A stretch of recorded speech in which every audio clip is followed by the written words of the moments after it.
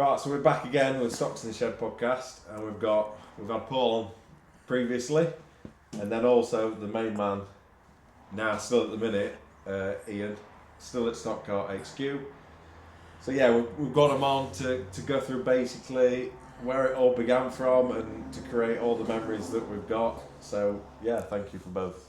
That's all right. Welcome. Cheers, Rob. The two main men. So yeah, so what's the full from the start, basically? I don't know. Well, Paul sort of covered it in his thing, but if you haven't watched that, I was watching a video. I saw a video on YouTube, and it was some in-car footage from Crimond, and it was this car just going round, bouncing, hopping, just crazy, and the guy hanging on for grim life, which is Chris Butcher, who still actually races with us.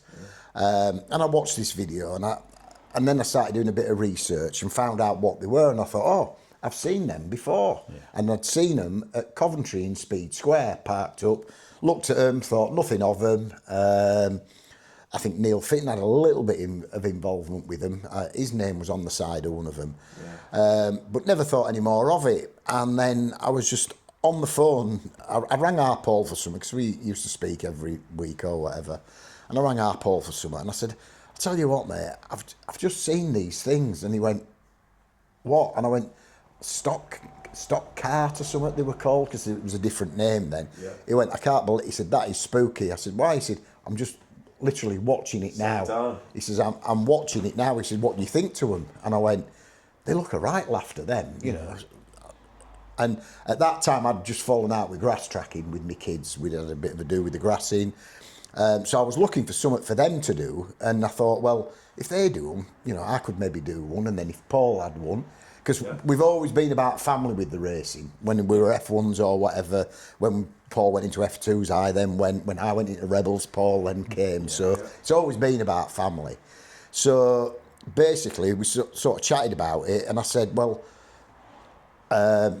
we found out who ran them, didn't we? We did, through Darryl Collins or something. I think, Darryl. It's a chap called Darryl Collins. He doesn't run it, but I can't remember who he used to spanner for.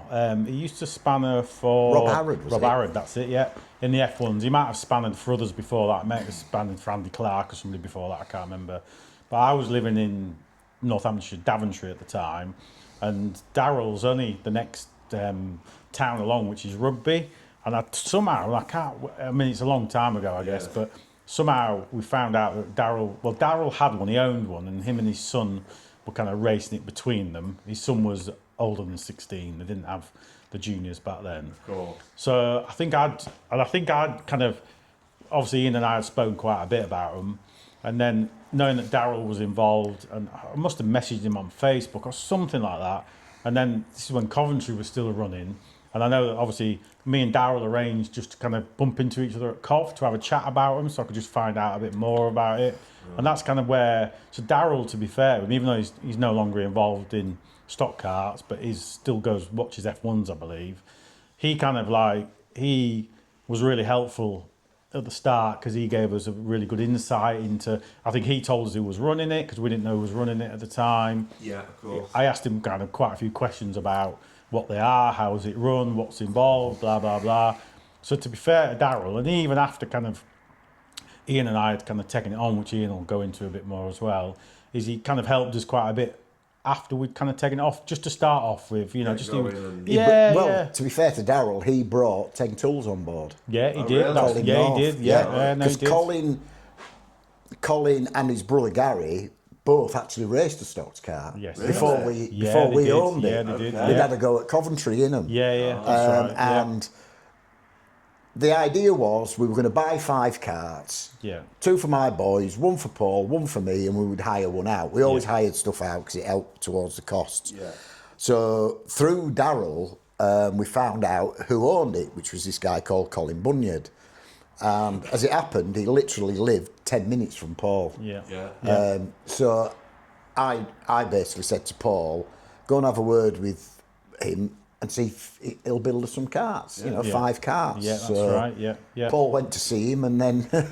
met him in a pub near his house in Rugby. Just went and met him. I think his son might have even been there as well, Daniel, I can't remember. Just went for a pint. I had a load of questions I wanted to ask him. Still got the no. I was just saying to Ian earlier. I've still got the notebook in my garage at home. It's what I put all my measurements in for me car, tyre pressures and scaling and that. But in there is still the questions that I asked him. So I ran through a load of questions with him. Yeah. Obviously, Colin gave all the answers that he could. I come out of that meeting. I can't remember if I rung Ian straight away afterwards or when I got home. I can't remember. And had a chat, ran through it, and then. And this is the bit, like Ian and I were chatting earlier, and this is the bit I'm a bit foggy about, is at some point I went over to somewhere called Stretton, which is it's just outside Leicester, and it's a karting track, so it's Stretton karting. But the Stoxkarts Formula had somehow, some way, had a little track built there, a little shale track. Okay. And there is a photograph, one of the earliest photographs that we use for our marketing. Carl Hayes coming out of the bend sideways on full drift. And it's a great photo. And it's at the Carton little track, the Stretton little track, karting track. Right. And it was built at the back, and they had been running some meetings there, because, of course, they were, I can't remember where they were racing at some obscure places at the time. Yeah. Wasn't necessarily, wasn't no RCI or anything like that. I think the only ORC track they raced, and it was pre-meeting, was at Coventry, wasn't Probably Coventry, yeah. I think they'd gone to like one of these motor shows and done a bit of a display, like they'd raced at some speedway meetings, stuff like that. They'd gone down Ipswich Shale, yeah, somewhere like Rye House or somewhere like that. So, but this Stretton, and I went over to Stretton, and I can't remember whether I met Colin there, whether I met Darryl there. Elliot comes into my head, but I can't remember. I did definitely meet somebody there, because of course at that point me and Ian didn't know where we were going to race, what we were going to do. Yeah. We hadn't committed to anything. And I went over and I looked at this track, and to be fair, it was a lovely little track as far as a shale track goes. It had no fence, had no infield. Yeah. It had like no planning permission. Yeah. At some point they dropped kind of like a porter cabin kind of thing in there where the front lifted up, and that's where they do the lap scoring from. So they had run there at some point, but yeah, I mean, it wasn't viable, to be fair. No. It wasn't viable at all. So obviously come away from that, had a good catch up with Ian about it to discuss it. And then I can't remember what happened after that, in so much as at some point we obviously basically made you an offer, didn't we? Colin didn't really want to build 5 cars. No, he said, that's right. He wasn't building 5 cars. He didn't want to build 5 cars. He was struggling with the formula. There was a bit of a breakaway going on. Yeah, breakaway was something that had gone on in Colin's private life, which we won't talk about. So that had obviously impacted the formula. It had an impact. Yeah. So he wasn't committed to it. His focus wasn't on it. And that's why the breakaway, there was something probably... I know Scotland were kind of doing their own thing a bit, because at that point there was quite a few Scottish drivers. Cool. And it was nothing that was political against Colin. It wasn't meant in. I think people had got these cars and wanted to race them somewhere, which is understandable. Colin's focus wasn't on it. He was, family at the time. At the end of the day, me and Paul were just talking, and I just said to him, why don't we buy it off him? See if he's interested. And so Paul went to see Colin again, and basically, so he said what he wanted for it, didn't he? Yeah. And what we said is, well, why do we want to part with? We could, if we wanted, have set it up and broken away, right? Yeah. But Paul and I are both very ethical, so we said, right, what we'll do, Colin. That's it. He told us he was holding a drivers' meeting. Yeah, that's right. To sort of say what was going to happen. Clear the air and stuff like that. So me and Paul agreed with Colin that we would come to this drivers' meeting and we would give a presentation. Yeah, correct. Yeah. If the drivers at the end of it voted that they wanted me and Paul on board, we would buy Colin out. If they said no, we're going to sort it ourselves, we're going to do whatever, then all well and good, me and Paul would walk away. Yeah, that's right. So was it Long Eat? No, it was rugby. It was rugby, Workmen's Club in Rugby. Yeah, so we went down to something or other. We went down to this place where, and I think there was about 8-10 people there. I think there might have been a few more actually. Because they'd come down from Scotland, hadn't they? Craig Bremner, Lee Anderson. maybe. Yeah, there was a few there. To be fair, there was Elliot, Chev, Mark Wheeler, Esmond Cloxton. Yeah, there was a few of them. There was Luke Auger. Yeah, Luke August. So there's quite a few of them. There was, to be fair. Yeah, to there him. was a few of them there, and basically, one of the first things that came out was somebody had said, "Oh, yeah, we'd heard that you lot were going to buy it out," and it's like, well, no, we aren't. But me and Paul had obviously discussed.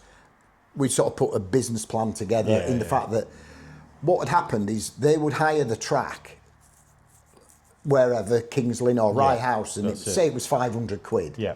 If one of them turned up, he was paying 500 quid. Okay. If 10 of them turned up, they were paying 50 quid. That's right. And me and Paul said, look, none of that. What we're going to do, yes, you're going to have to pay to race. Yeah. But we're going to get you on at ORC tracks. Yeah. So that basically, hopefully, you know, we'll be racing at stock car tracks. Yeah. You'll all pay to race. Yeah. This is a business. Yeah. And then we put forward how we wanted to do national point, gradings, blah, blah. Paul did most of the talking, to be fair. Yeah. Proper plan. Yeah, it was a proper plan. we'd spent quite a bit of We had time spent on a lot of time on it, actually. and then Paul put a presentation to Bearing him. in mind, at this time, we hadn't even spoken to the promoters. No. So a lot of what we were offering race was at the just... track. Yeah. Hopefully. Yeah, well, that was very much it. It was, yeah. So then we left the room, didn't we? I think so, Yeah. from memory. We left the room, they all had a discussion, and then we came back in, and they sort of said, yeah, we'll go with There'll you. have been questions, and I can't There remember what was they quite were. a few questions Yeah, but we did say to him, look, it is going to change. Yeah, You've got this clubby, my mate, him do this. I said it will change because the people we know, we're hopefully going to bring drivers in from other formulas. You know, things will change. We didn't think it'd change as much as it has eventually, but it was really just something to keep us involved in racing without having to spend a fortune. I mean, you know, we didn't know what was what, so Yeah, but I bet they saw in that meeting. I mean, we'll speak to Chev at some point. probably Yeah, there. good. But I bet they thought actually we can see that they want a direction of this getting good. You know, it not being just someone's trying to take over it. It was these have got a direction. So in a way, I've got a lot of sympathy for Shed because everything we've done has impacted him more than anybody else. Probably, yeah. You know, like car specs. Yeah. From his car originally to what it is now. Yeah. The fact that now there's scales involved, there's, you know, and when we change things, we have to look at the long term. So we change things, and Chev is a brilliant engineer, but we've stopped him making half the stuff that he used to make. Yeah. So obviously a cost has then become involved. But these parts that you have to buy off us, the Stoxkarts specific parts, it's not just for us to make money. It's because we then know what they're made out of. We know that back axle is 30 mil EN24 steel. It's not hollow tube, which people have run in the past. Or aluminium. Or aluminium or whatever. So we know that what you're getting off us, you're getting, Chev's getting, Arjo's getting, everybody's it's getting. a fair structure that is a solid structure in a way that. And you know, and that's what we have to do. But what a lot of people don't see or don't sort of know is that me and Paul took a big gamble. We both put a lot of money in. We didn't pay Colin a lot of money for the job, to be fair. No, we didn't, to be fair. Well, I'll be honest, I'll tell you, it was $5,000. Right, That's what we paid him, wasn't it? It was, but we felt that we had to give him something because it was only fair. We could have and just come right. in and swept it away, Rob. Absolutely, but you don't. But we didn't. So we gave him $5,000 basically for the rights to own it. Correct. Yeah. So we came away from that meeting, and then it was panic stations because this was in October, and so we got until the next April or whatever. But then we decided, right, we're going to rebrand it and we're going to launch at the NEC. That's right. So we spent $2,500 on stand at the NEC. So that would have been 2010 then, wouldn't it? Yeah. Wouldn't it? Yeah. Yep. So we were going to do this stand. We went out and we bought every cart that was available. I went to Ipswich, picked up 3 carts that, oh God, honestly. Nails. Absolute nails. Well, I went and bought these 3 carts and I brought them back here and there was only one of them that was running. That's right. So I unloaded it in the yard because I'd never seen them. I didn't know anything about them. And I managed to get in this car and it had just been snowing a little bit. Yeah. So I fired it up and I was planning to drive it from the bottom of the yard into the garage. Well, I spun 3 times on the spot and I'm like, what? What's going on? What? So I thought, right. So I then went out the gate here, and there's a lane down there. Yeah. And I thought, I'll give it a back down here. Well, I nearly ended up in the Well, I only went about 20 foot, because no suspension or whatever. One-wheel drive, one brake. Yeah. So that wheel's driving, so it's pushing you that way. You hit the brake, it then goes that way. And I came back in and I went, Paul, I rang him up and I went, what have we done? We have dropped a right one here. Yeah. So then Paul, because we needed carts, I bought these 3. Paul then bought Collins 2, I bought Collins Bunyards 2, him and his lads Dan's. We bought off them. Yeah. And then we decided that the only way we were going to get people into this was through hire carts. Yeah. Right? So in our negotiations with the promoters, Paul had started negotiating with certain promoters.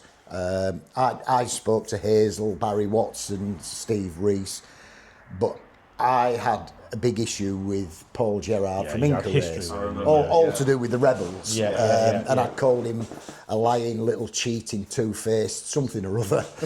So I said to Paul, you're going to have to speak to Paul Gerrard. Yeah. So, and credit to Paul Gerrard, he gave us a chance, didn't he? He did, Because they were introducing this I Factor thing. That's right, yeah. So, but we got, again, like we promised the drivers we were going to go ORC, we promised the promoters there will be a minimum of 15 carts at every meeting. Yeah. Okay.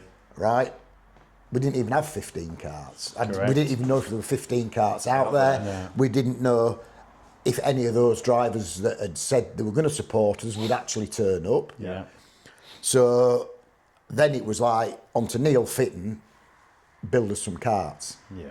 Right? Yeah. So when we bought the rights off Bunyard, we bought some flat chassis, didn't we? Some Stratus chassis. Yeah, so they used to run, they were all originally, unless they built, you'll remember the box section chassis. Yeah. Yeah, so I think there was three of them that had been built. Right. Stratos chassis, the old Carhartt chassis, were the go-to chassis. Yeah. Somebody had bought the jig for the Stratos chassis, and then we'd found out who that was in the early days. Ian had approached them. They wanted 10,000 quid for this jig. Wow. Ian told them to jog on. Yeah. But what had happened was, it wasn't Colin who had them. Some of the karting track had gone bust or something. Something, I can't, again, it's quite, but off this jig, somebody had built something like 10 flat Stratos chassis. Right. Somebody had them somewhere, and I can't remember who it was. So luckily, we managed to get these. I think it was that Stretton kart track, actually. It could have been. I genuinely can't remember. But Ian, luckily, or I can't remember what it was. We'd managed to get these Stratos chassis, these flat chassis. Yeah. So that gave us 10 chassis to start off with. Plus there was some of the original Stratos chassis as well that we could use. So actually we had a fairly decent stock to start off with, but they were only flat chassis. Okay. Obviously the bloke tried to lift our leg on the jig, and Ian just told him, where to go. And we never bought the jig. I can't even remember if it came down in price. It came back years later. Yeah, but we told him where to go. We got our own jig by then. ARD had built a jig by then. Yeah. But yeah, so we'd obviously gone with this, gone with these things. So Ian had got the 3 from over Ipswich. I bought Collins 2 cars, and then this other chap, based. I can't remember where he was bloody based, but. He was Coventry, I do remember, because I went over to look at the cars. So I rung this chap. I've been told, I'm sure Darryl had tipped me off, this bloke had 2 cars, and we were desperate for cars. We needed cars. Yeah. So Darryl had tipped me off about these 2 cars. So I got in touch with the bloke, said, can I come over and have a look? He says, yeah, come over and have a look. So I goes and looks at these 2 cars. There's one car that's on the button, ready to go. Bearing in mind, it wasn't quite to our spec, but it was on the button ready to go. Then there was this other car that was literally like, it was there, but it didn't have an engine in. It was, it was a project. Yeah. It might have been a roller. It might have been rolling, but it was a project. And then, brand new engine sat under the bench.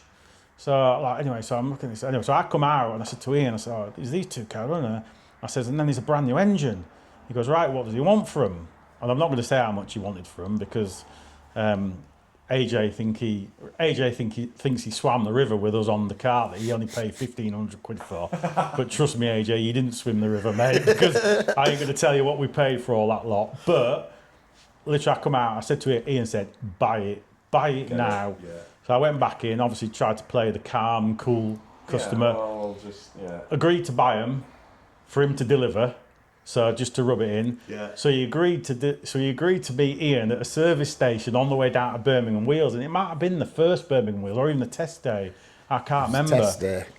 We had to set up a business account. We had to set it all up officially. Yeah. Of course, the day that he was coming to meet Ian, the bank account hadn't been set up. He hadn't got the money. So he's on the phone to me saying, I'm not delivering them unless you pay me the money. And it was just like, it literally went down to the wire. Ian was on his way down, obviously trying to get money into this bloody account.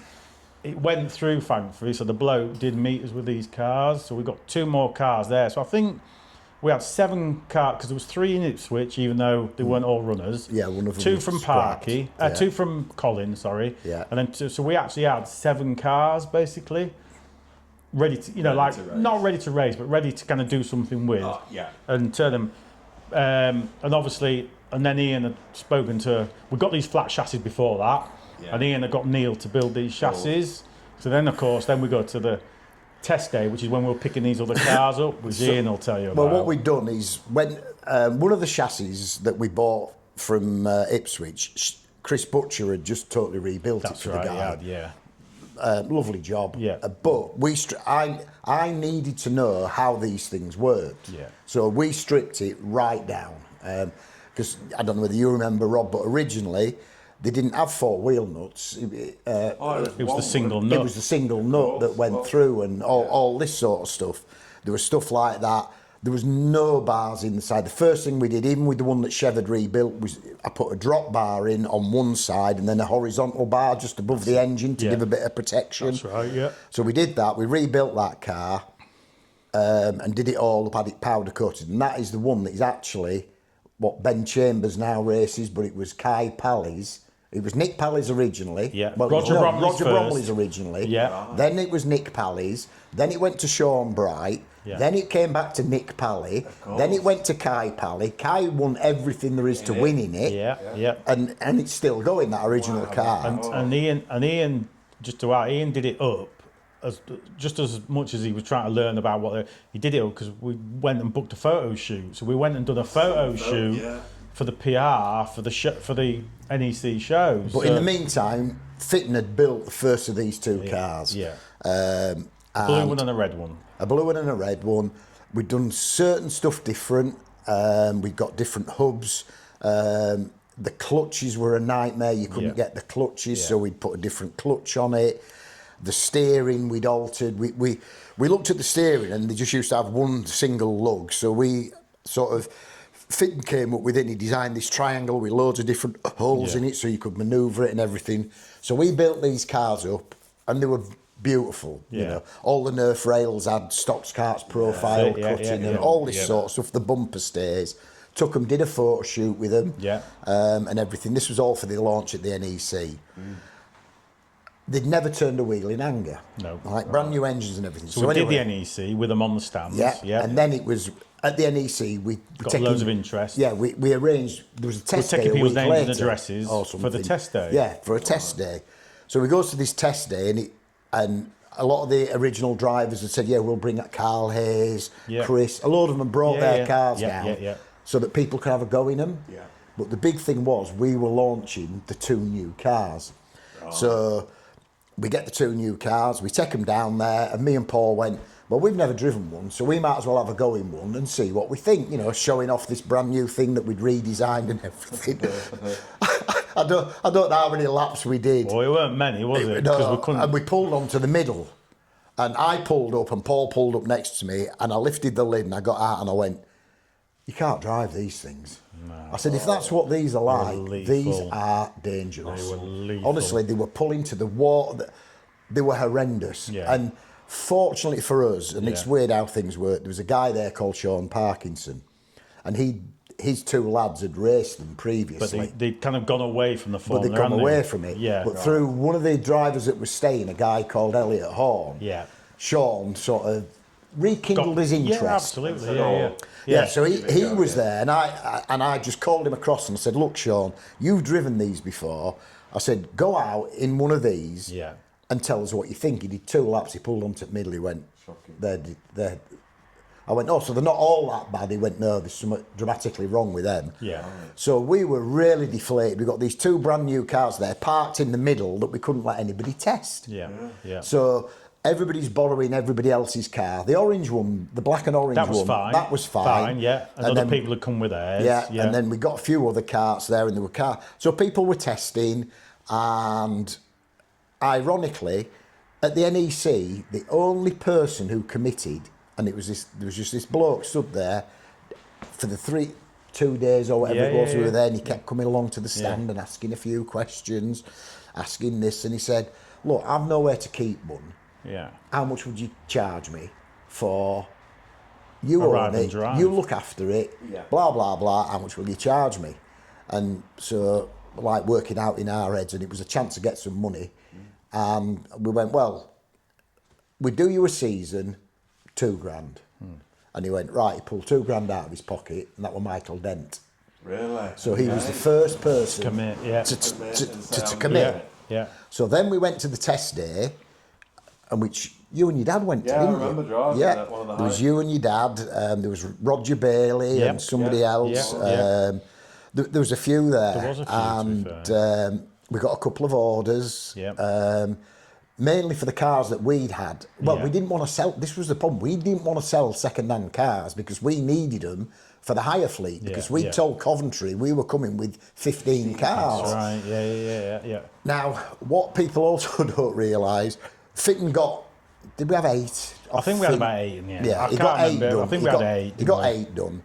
And we went to that first Coventry, and I think we charged 150 quid a time, right? But we'd hired 10. Yeah. We got 10 out for hire at that first meeting. 1,500 quid. Me and Paul are like, where quid's in here? 1,500 quid every meet. This is going to be brilliant, right? They went out, first race, 8 clutches knackered, burnt out. It was like, fortunately, we'd got, we'd bought 30 clutches, remembering that these were like 200 and something quid a piece, but we bought them. Went out for the next one, half a dozen of them burnt out. So this 1,500 quid that we'd done, we ended up at about 4 grand's worth of clutches done in the day. Right? So, and do you know what it was? Right?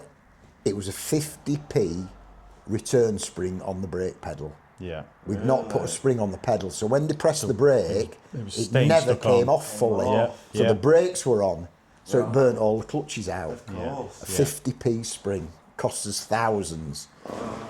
So anyway, that was sort of, we went to that first Coventry, didn't we? And it was exhausting. It was exhausting, and we both said afterwards, what have we done? Yeah.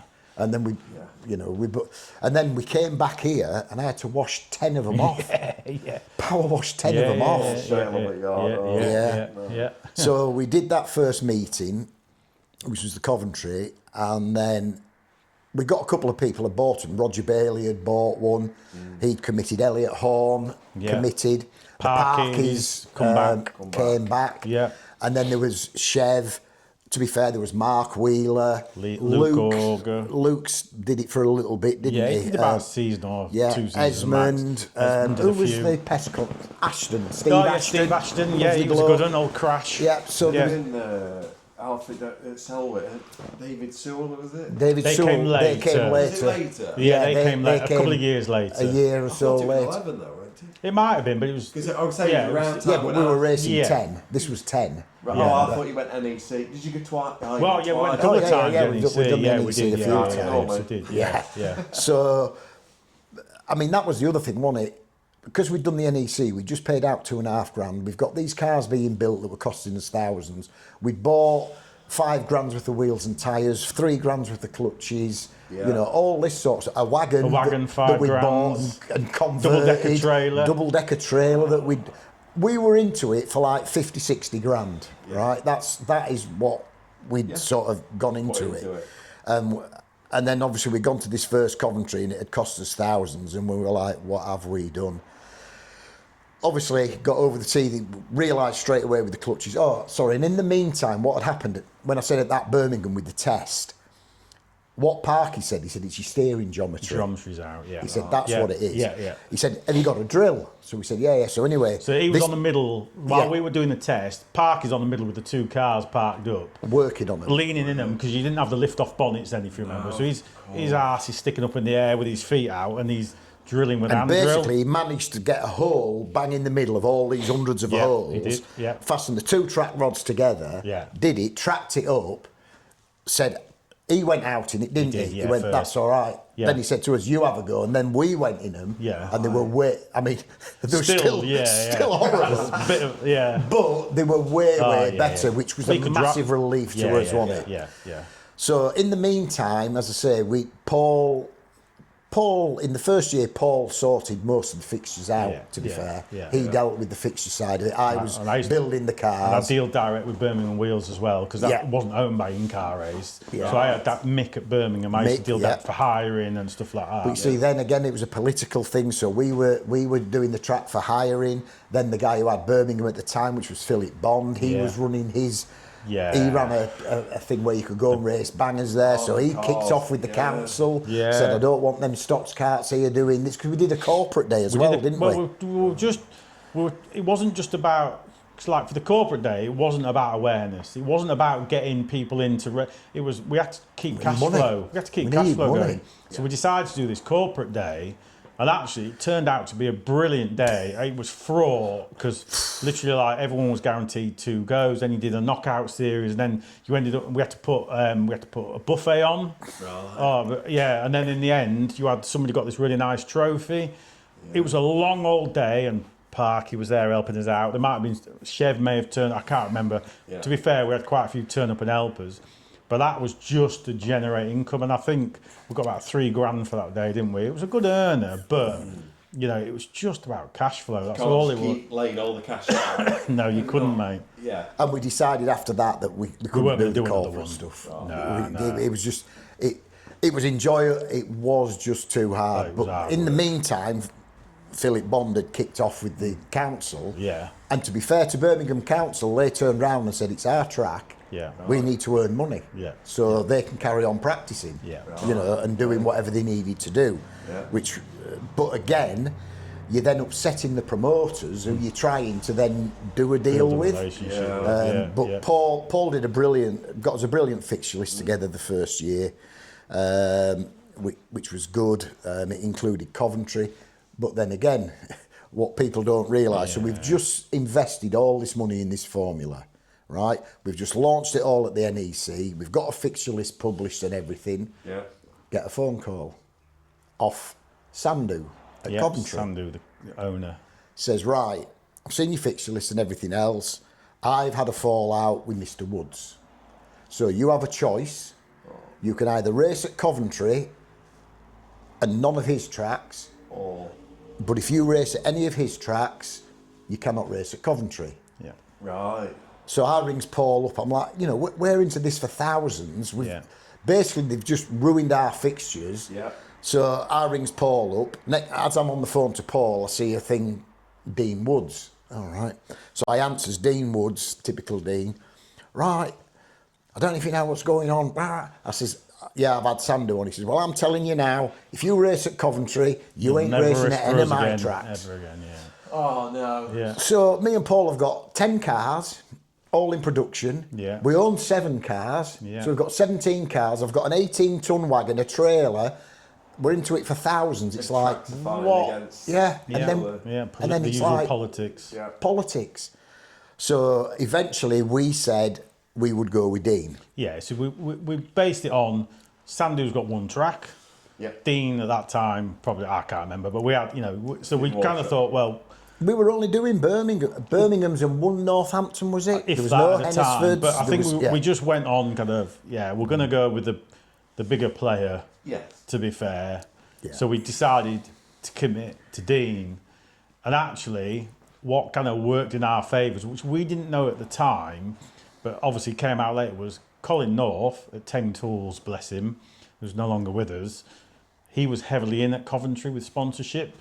Okay. And actually, because Colin had an involvement in the Stockkarts historically, I think my understanding is he must have said something at some point and we retained Coventry. But we didn't know that. When we had to make that decision, We didn't know. we didn't know. We just had to lose make Coventry. Yeah, so and it wasn't the end of the world to lose Coventry. No, but the track, again, you'd made all that fixture list. Yeah, suddenly you're having to change it up. So we made that decision, and I think, you know, I can say, because I'm no longer involved in stock cars, but I think what makes what's happened over this winter more painful is the fact that, you know, if we rewind to 2010-11, we made an allegiance to a particular promotion, and they've stuck with it ever since. Have danced to their merry tune, and I think, you know, they've done whatever they've done for their reasons, and that's fair enough. That's business, but I just think it's smart, you know, and I'm not involved in it anymore. It's affecting me in the mod stocks because, of course, we've lost the same tracks that the Stockkarts have lost. That's a selfish view, but I think for a business that supported somebody in the early days, you know, some people have got short memories. Let's just put it that way. So then we started racing. We did the first Birmingham Wheels, which I've said before. We did the meeting. I was in the background because of Paul Gerrard, who, and at the end of the meeting, one of the officials came up to me and said, Ian, Paul Gerrard wants to speak to you up in race control. And I was like, oh God, here we go. And to be fair, we'd put on a good show. I think we'd got 20 odd cars there, so we'd done really well. We had done really well. Yeah. So I was like, oh God, here we go. So I goes up to race control, and I walks up the steps, and as I walks in, he stands up and he just held out his hand. He said, let bygones be bygones. You've done a brilliant job here tonight. And from then, we flew away, and I got on really well. That gave you a lift again. And then the biggest problem I had in the early days was him. He had to do with, was it Sarge or no, one of the officials at Birmingham? Because I used to do the quad, you see. Right. So I'd do the quad, and then basically I was doing the quad, and I can't remember what had happened. It wasn't Sarge, it was the other one. It was the other officious idiot. Yeah. And he'd come up to me, and he'd literally put his finger in my face on the quad. And of course, I just lost my temper with him, and I ran up to the box and said, you know, if he does that again, you know, I'm not going to be responsible. Which obviously didn't help things, but there was no need, because I was on the quad helping. I was doing nothing but helping. It was nothing more than that, and I can't even remember what it was about, but he ripped a strip out of me for no reason at all. So we nearly lost Birmingham. Yeah. But we did lose Kings Lynn. And that's my fault. Because of him. Oh, no. And I won't go into the full story. Well, do it. Well, yeah. But so I've got a newborn child, and I don't know how much you remember about Kings Lynn if you raced it, but you'd have the big pits. Yeah. And then if you went round what would be, I don't even know, what would it have been then? Turn 1 and 2 or turn 3 and 4? If you went right round, we were in the back pits, the little pits round the corner. So of course, to go racing in your car, you have to go right through the pits, right up to pit gate. Get that, that's fine. Yeah. As a spectator, they had some gates up onto the terraces. Yeah. Yep. So the first thing was, my wife got stopped taking food through for our daughter, which was only something like a crappy cheese sandwich. I mean, it was nothing. Honestly, it was nothing. Yeah. But they wouldn't let her take it into the stadium, into the main part of the stadium. So that was kind of what probably started it on the day, which then that was, you know, that got me on my back foot. Yeah. And then after our second race or something, I can't remember, my wife, bearing in mind, she's got a newborn child. All right, I say newborn, 6 months old, but you're still carrying her. Yeah. And my wife went to go up, and they locked all the gates. So they locked every single gate into the main stadium, with exception to right down by the pit gate. So my wife had to walk all the way around, through the banger pits, all the way down. So of course, we didn't kick off on the time at the things. But then, I don't know if you remember, we used to have that voting thing on Facebook. It is, yeah. About what, so of course, I didn't hold back. It wasn't on a private forum at that time, it was on the Stoxkarts page. And I literally gave him 0 out of 10, ripped a strip out of him about how, you know... Officious. Officious. Obviously, newborn child, health and safety, all that lot. Little did I know at that time that Mr. Butler, who's no longer with us, would ring Ian up and say, "You're never racing here again." So it is my fault, but ultimately it's not my fault because It was ridiculous. You had an argument. His It was daughter, petty. It was his petty daughter on his had part. one of them little tippy cups Yeah. with a bit of juice Did, in yeah, it. it Can't bring drink into the stadium. Honestly, Rob, it was just. Yeah, there's no food outlets for kids there, and that wasn't what it was about. But my point is, you know, whether it was that or whether it was just The way they went about it as well. yeah. No common sense. So anyway, that was that one. But back then, we used to hire Kings Lynn privately. Yeah. Right? We used to hire there, we used to hire Scunthorpe, and we used to hire Buxton and Stoke. Yeah. So we hired 4 tracks and ran meetings. Yeah. Never any public or anything like that. They were all closed doors behind closed doors. Yeah. Then, basically, a promoter wasn't happy about that Right. and stopped us. So they stopped us racing at stopped us racing at Kings Lynn, stopped us racing at Buxton, stopped us racing at Stoke, etc. To be fair to Steve Rees, we had a separate deal with Steve where we ran it under Star Tracks on the Sundays, because you'll remember we used to race the Saturday, then do our own thing on the Sunday with the Micro F2s. But that was all under Star Tracks. come back to that in a minute. Go to the toilet. Sorry. So what annoys me about all that was they stopped us racing at Scunthorpe because it was non-ORC. They stopped us racing at Buxton because it was non-ORC. The shale track. Yeah, another shale track. Yeah. You move on 16 years now, right, where you have formulas that are racing ORC, non-ORC tracks, like the classic F1s. This is my argument that I've had over the winter, which I've tried to put forward to the promoters. They can race ORC, non-ORC. We've now got formulas that are promoters that are running meetings at non-ORC tracks. You know, and I think it's a good thing, to be fair. But they're now mixing ORC and non-ORC formulas at the same meeting. And yet they won't let us race a meeting at a non-ORC track for shale. Yeah, they won't. And, you know, we've towed the line as a formula from day dot. You know, we've never, ever tried to go non-ORC. We've never, you know, I guess when we first set up the formula, you know, we had that decision to make. Do we go non-RC? Do we go RCA? Yeah, and obviously ORCI, you know, those tracks, they are, you know, they are the kind of the go-to tracks. Without, I mean, there's nothing wrong with some of the non-ORCI ones, but it's just, like I said, we've literally been honourable throughout, you know, absolutely throughout. Yes, we've raced at other tracks under private hire because we just needed meetings. You know, it's a business at the end of the day. You've got to, you know, it's about generating money and keeping the thing going. You know, I mean, in the early days, we didn't have Milden Halls and things like that. Obviously, we lost Kings Lynn and stuff. So, you know, we had to kind of make up the numbers in the tracks and that. And all right, some seasons we've had 30 odd meetings, but I personally, because Paul's not involved now, so I mean it affects him because of his mod stock. But I feel that it's one rule for one and another rule for the others, and it's really done me this winter. I had a big decision to make this winter because I'll be honest, I was going to go legal, wasn't I, Paul? I'd spoken about it. I just felt, anyway, I've said, no, you know, we've got to get on, we've got to move forward. I've got to think of my drivers, you know, and they are still the reason I get the buzz out of this. I could walk away from this tomorrow, Rob, it makes no difference to me. I don't make money out of it that's going to give me a lifestyle. I do it because I love it.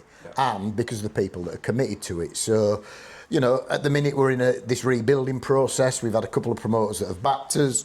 Because it was all left to last minute, when Dean dropped all these formulas, all of a sudden, all these formulas are scrambling for days.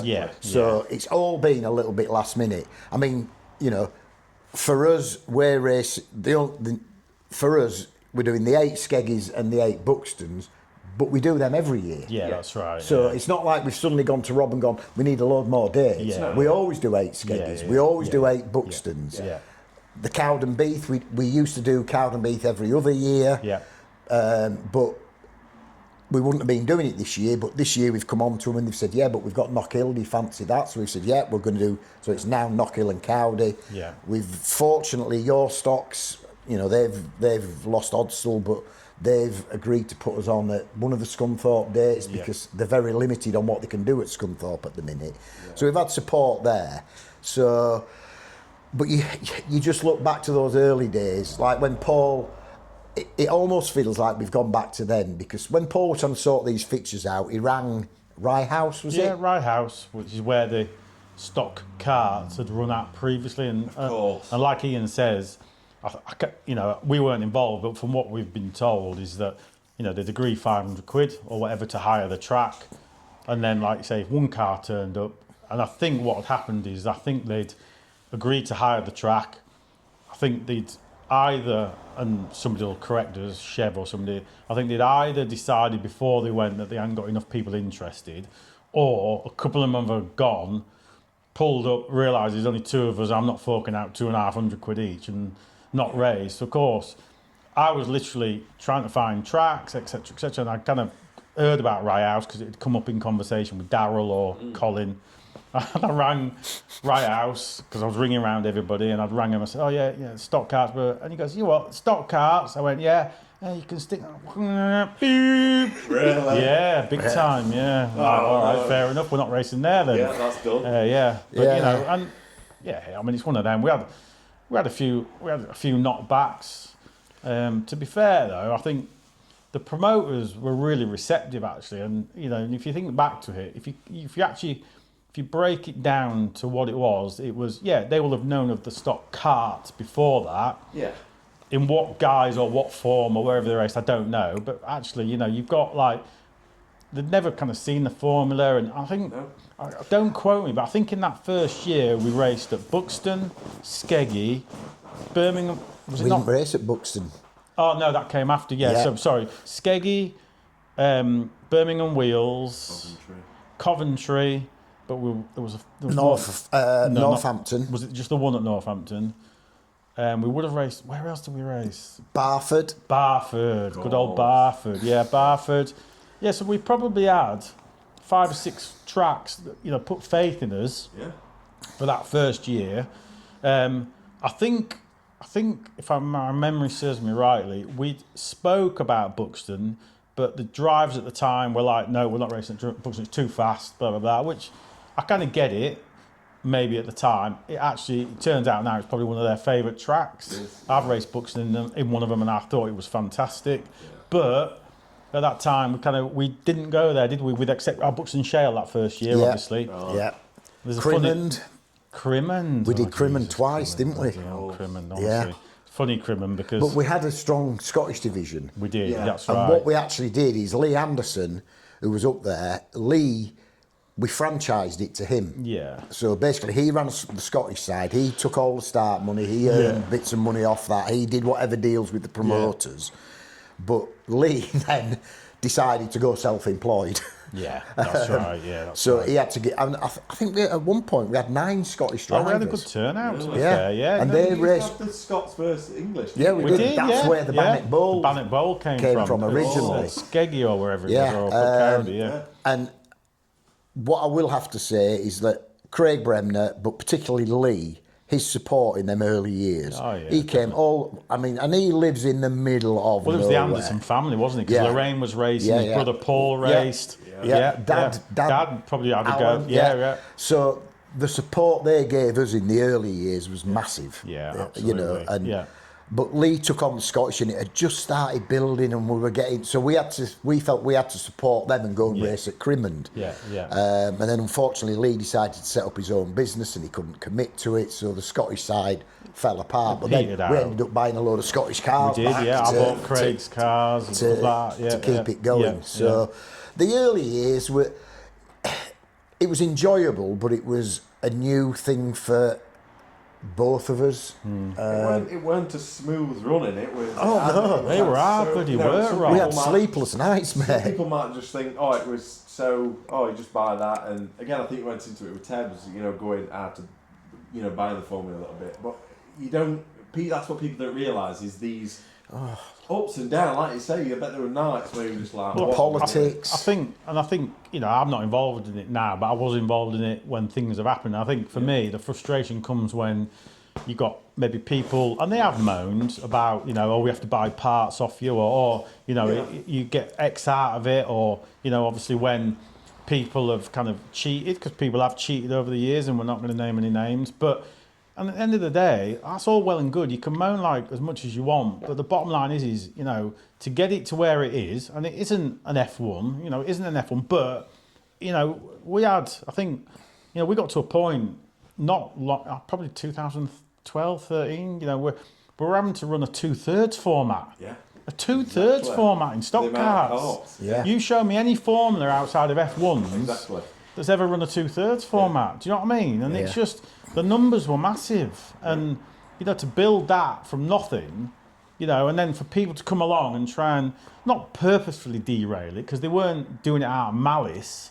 They were just doing it because... My biggest frustration is that it's a controlled formula, and the reason people enjoy it is you and keep come it to budget, and they come to it because you're all racing the same. Correct. And then they try and alter it. Yeah, And they cheat, and they alter this, and they do that. Edge, but not the edge of, corporate, it's just find something else. Yeah, so they end up cheating. Yeah. And then what we have to do is we have to create more rules that affects the other drivers, and it has a knock on. They don't they're only here for that. We're here for the long run, and that's the other negative, isn't it?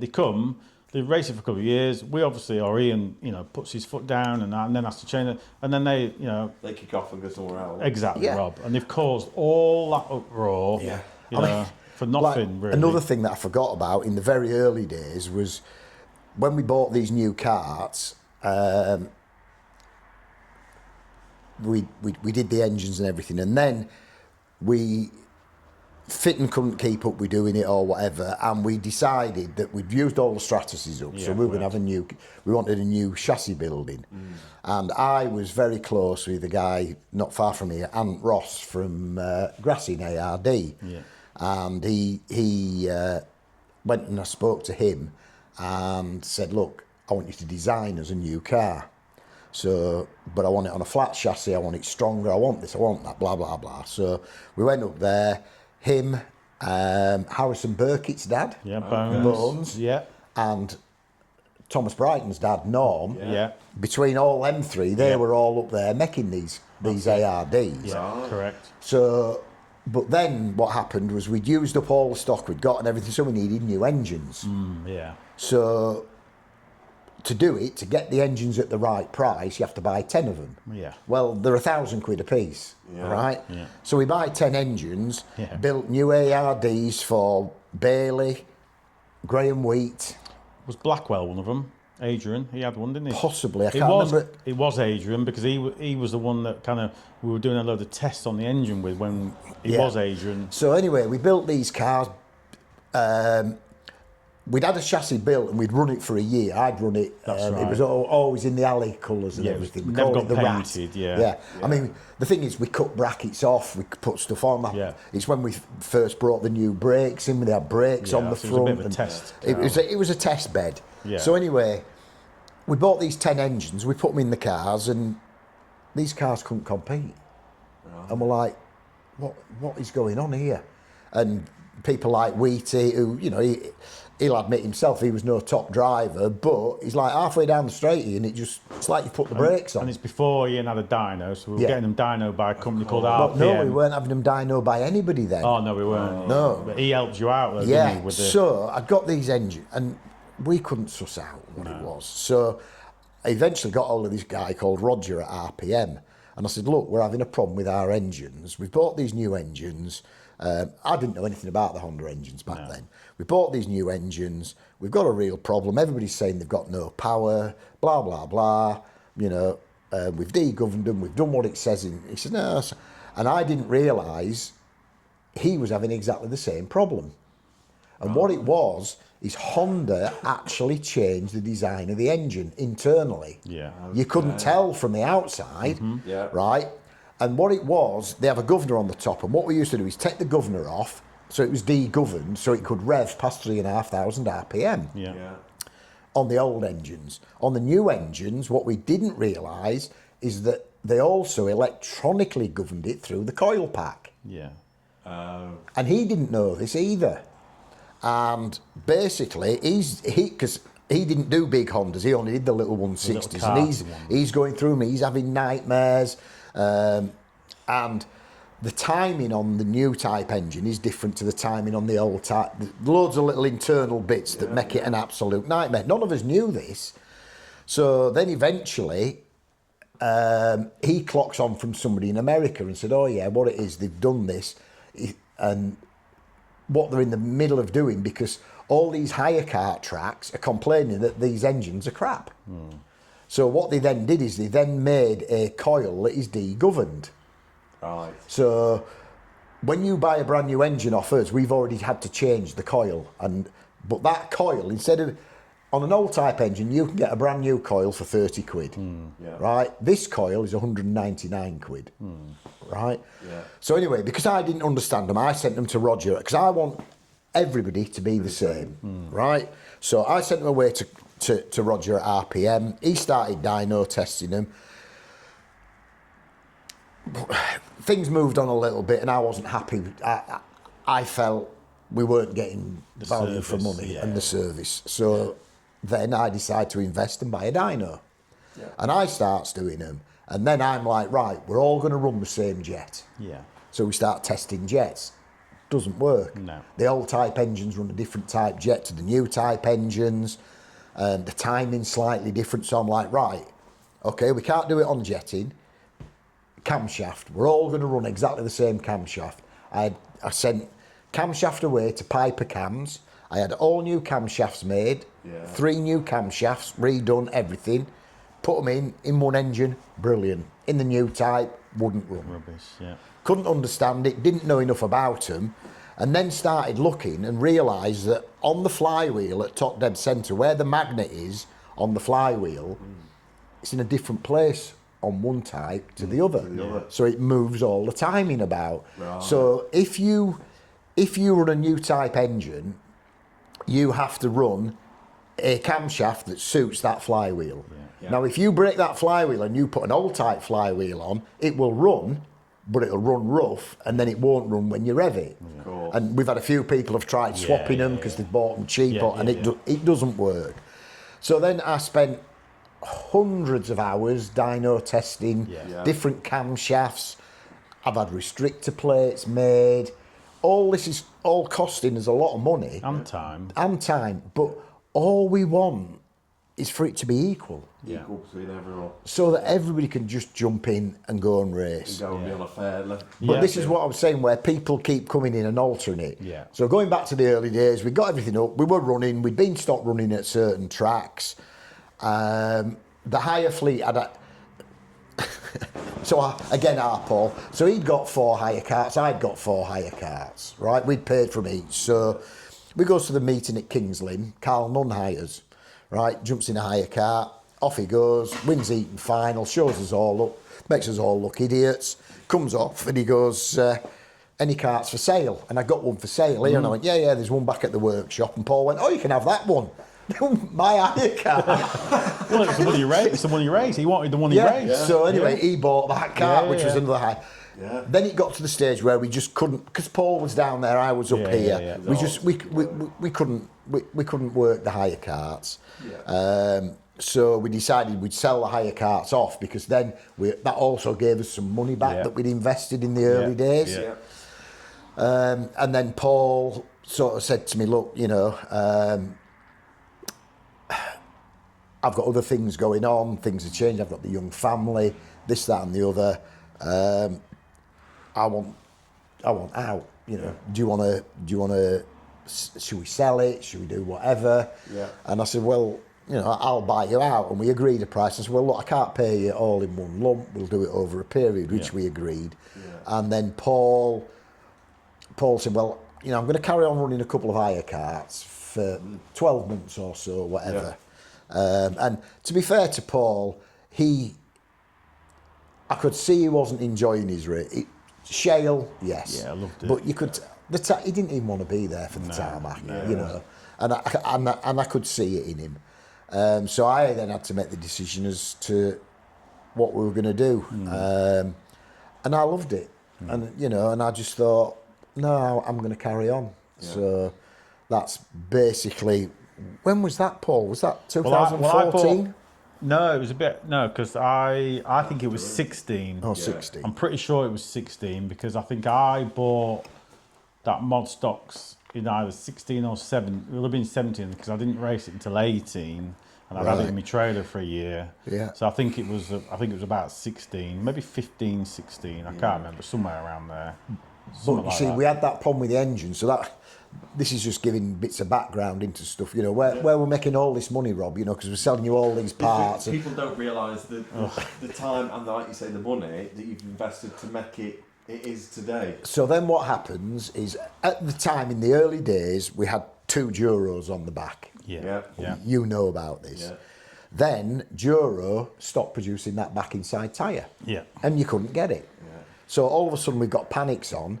So we are buying tyres to try 6, 7, 8 tyres, going to Birmingham 3 times, paying drivers their expenses to come and try them. Went testing Shale Stoke, tyre, with the locked back inside as well. locked back inside. Yeah, just all things like that. Solid drives, all this sort of stuff that people don't see. No.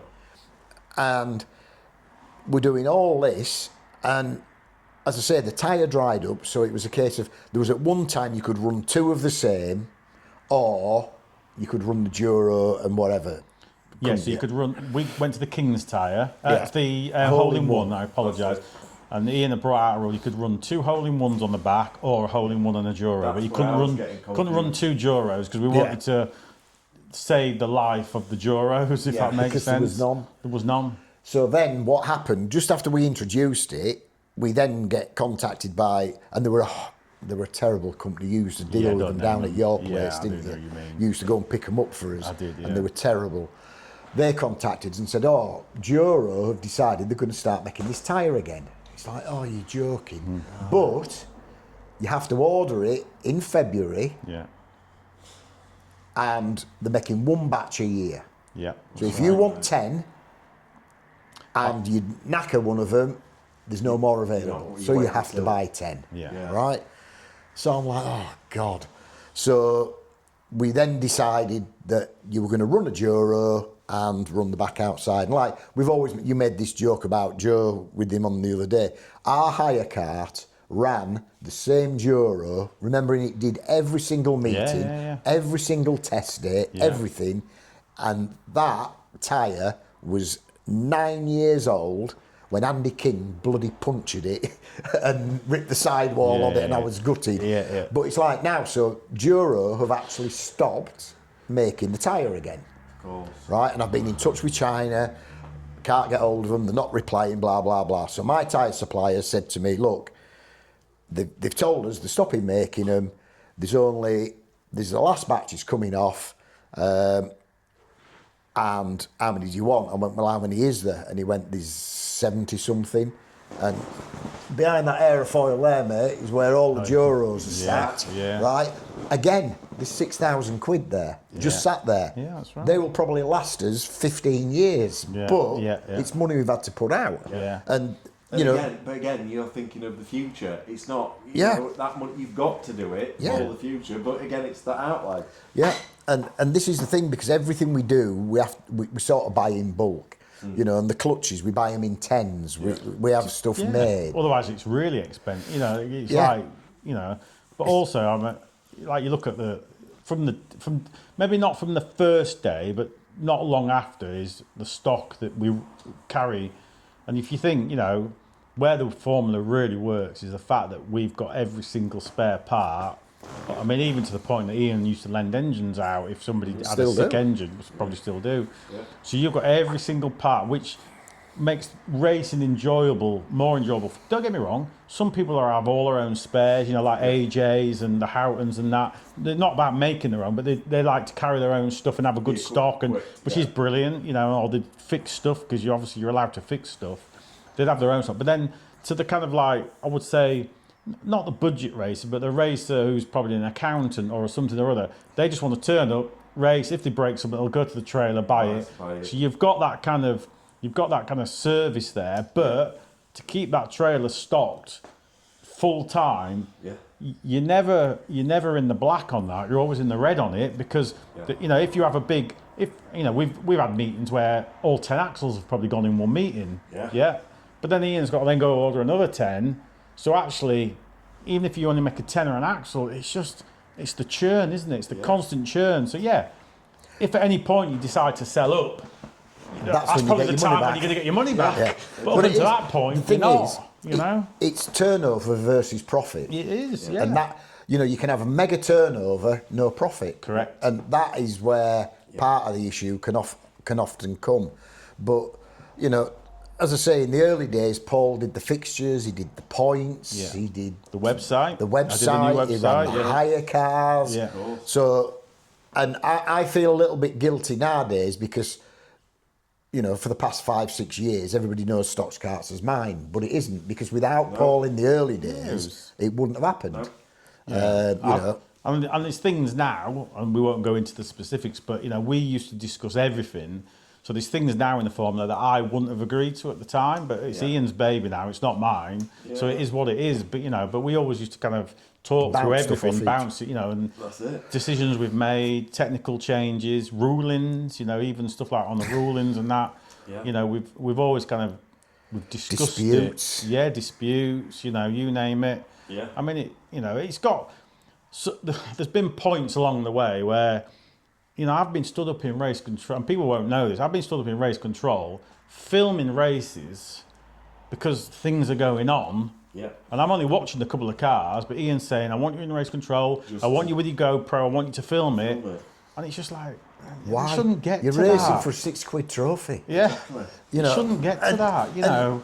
It's just ridiculous. It's difficult, Rob, because like Paul said in other stuff, I'm old school, he's old school, right? Bumper work, we don't have a problem with bumper work, right?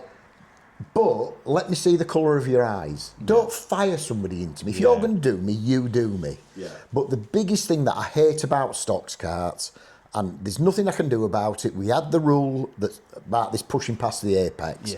We had the rule, you can't police it. It's physically impossible to police, so therefore you can't have the rule, right?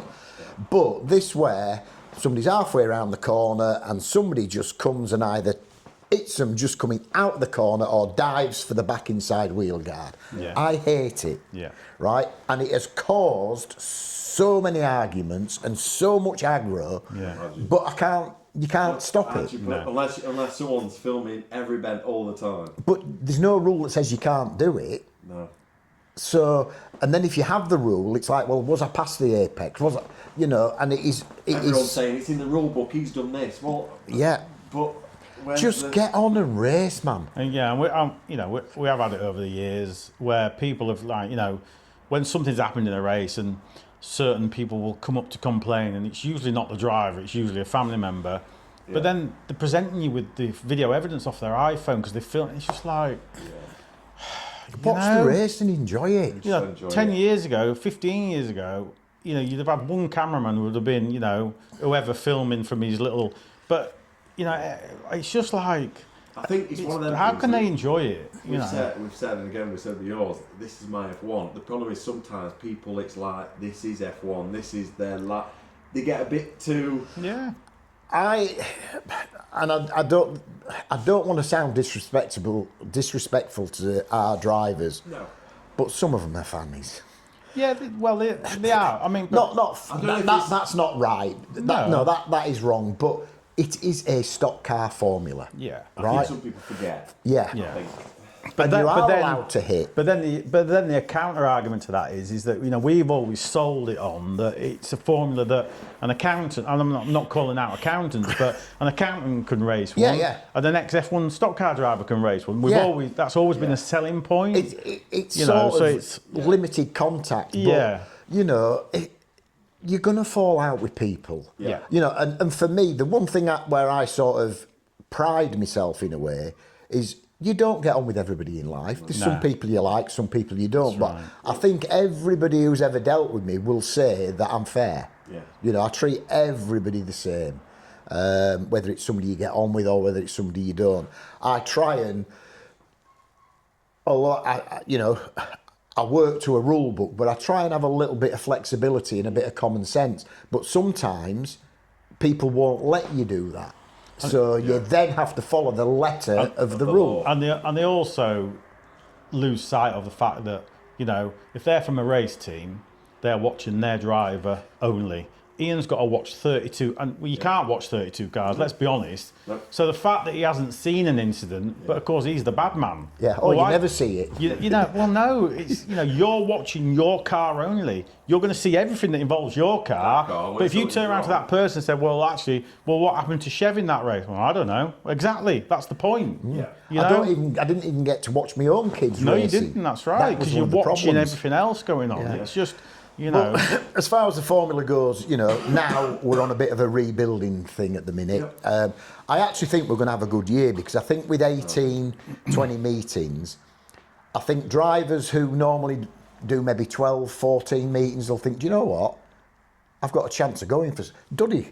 yeah. For instance, if Duddy does every meeting this year, or the majority, he could be winning the points. Yeah, definitely. Yeah. Taking nothing away from young Paul or whoever. No, See, no. I think Ben Lynn might fancy his chances Yeah, this because year. it's tarmac, isn't Mainly it? Predominantly. tarmac. Yeah. You know, so there's a few people that it We can don't do bring. drop scores anymore, do we? No. No, so you can't drop your your Scunthorpe score. So Even for me with Harvest, I'm already planning now. I'm thinking, you know, if in their months there might only be 1 meet, 2 meet. I'm thinking, but if I can work it with work, it's less, not less to get in, but I can work it with work better to be able to go to the meetings and say, well, I'll work them 2 weekends, but I'll have them 2 off. Yeah. So even I'm like, I'd like to just try and do a full year. Yeah, So a lot of people will be thinking the same. yeah, I think it is, and I think it, you know, I think we're going to have support from the majority of the drivers, which is good. I understand that people can't do a lot of meetings, but that is what the formula's about, and this is why we have the mini series like the East Coast Championships. Yeah. You know, the Grand Prix. That's a As good much one. as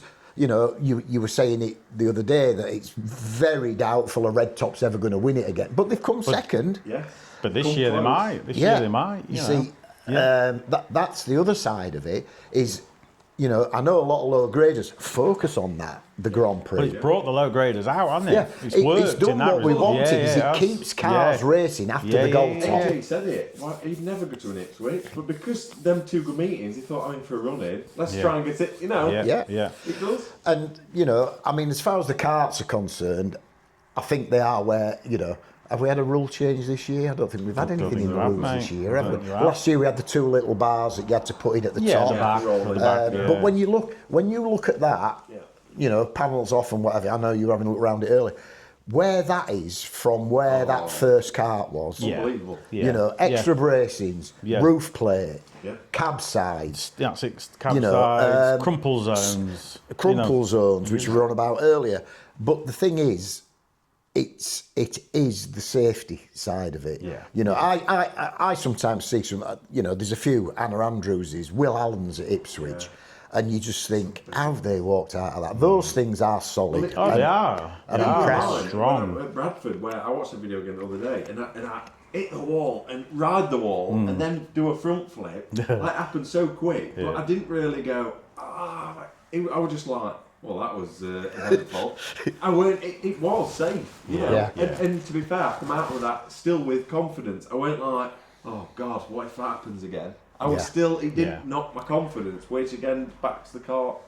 They are an amazingly robust little thing. They are. They are. And, They're very you know, strong. I always say that they are the worst thing I've ever driven. You know, I think the horrible. I can't race one. This is the God's honest truth. When we set this up and we were going to that first Coventry, right? I said to him, right, you and me will be red tops, Paul, right? But we'll start at the very back. Yeah, and Look, give everybody give a 'em a chance. Give them a chance. did, We yeah. cannot embarrass them by did say driving that. off and leaving. Yeah, we did. Because remembering, we were both good in Rebels, no suspension. You think it's going to be the same, Yeah. right? So we're there, and I remember to this. Chris Butcher's there. You know, the flag drops. They've gone. Yeah. And it's like, what? And we're getting to corner and doing that, and the car, you know. Oh, yeah. And I just went, no. Leave it for me. They are, yeah. I only race these until, and So I went from red all the way down To yellow.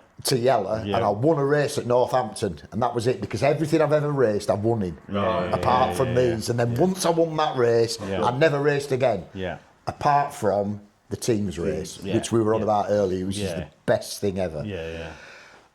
I tried to get promoters into it, because I think if a promoter put that on at a meeting... You nearly got it at Mildenhall, didn't you? Yeah. You nearly got it. I think if the promoter put that on in between races for something else... if we entertainment. Yeah. But your problem is, from my point of view, this is purely a business side, Rob. I can't earn any money out of it. No, that's right. No, that's understandable. I can on spares, but you know, our cut off for a meeting, which is we're going to struggle with this year, but we need, over the 2 formulas, we need 40 cars a meeting. That's our sort of break even with fuel and everything else.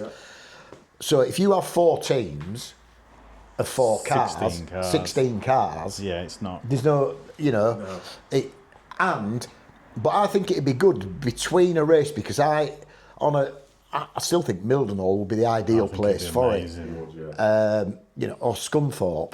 You know, so you got your F1 meeting, and then instead they pull them. Instead of having another formula on, they go, right, we're going to do a bit of teams racing, and they show you these teams. But it probably wouldn't be good spectacle for an F1 crowd. I don't know, but still. No, it is to us. But it has to be a kind of a private hire thing, so it can't be within a Stoxkarts meeting, because A, you wouldn't get people wanting to do it, and B, you know, like say, Ian can't not earn off of it, but you know, just obviously cover his costs for want of a better. We made a decision. Paul and I made a decision fairly early on that we didn't want to make a lot of money out of this. It was never about the money, right? But it couldn't cost us money. After we'd put that initial amount of money in, which was a lot of money, we said, both of us said, we're not putting any more in, which we did when we decided to buy a coach, or we decided we put lump sums in.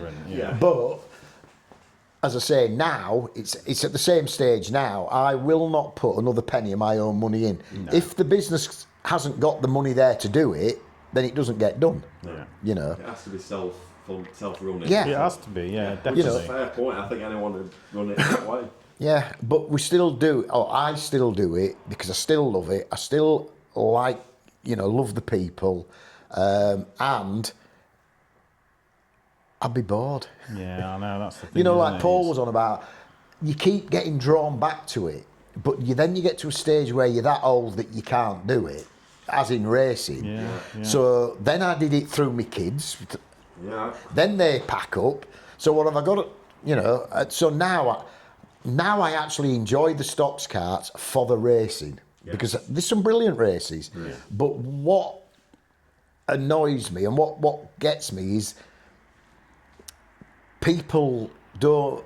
The grass is always greener on the other side, isn't it? Mm-hmm. And it's surprising. Those that haven't fallen out with you and left, that move on, people like the Tom Bennett's, Thomas Brightons, they still speak highly of Stoxkarts. Well, look at Thomas, was it last year? Was it 24? No, 24, wasn't it? He come back, he raced more the kart than the V8. Yeah. Because he said, I actually enjoy the racing a bit more. Yeah. Well, he did, and I think it got a bit toxic in the V8s, off track, and I think, at the end of the day, something that we've always not allowed to happen, really, and if it does, we nip it in the bud, or we have nipped it in the bud. Yeah, he was able to just come back. That's it. This is the other thing a lot of people don't see, is a lot of stuff is like the disciplinary side of it that we deal with. Yeah.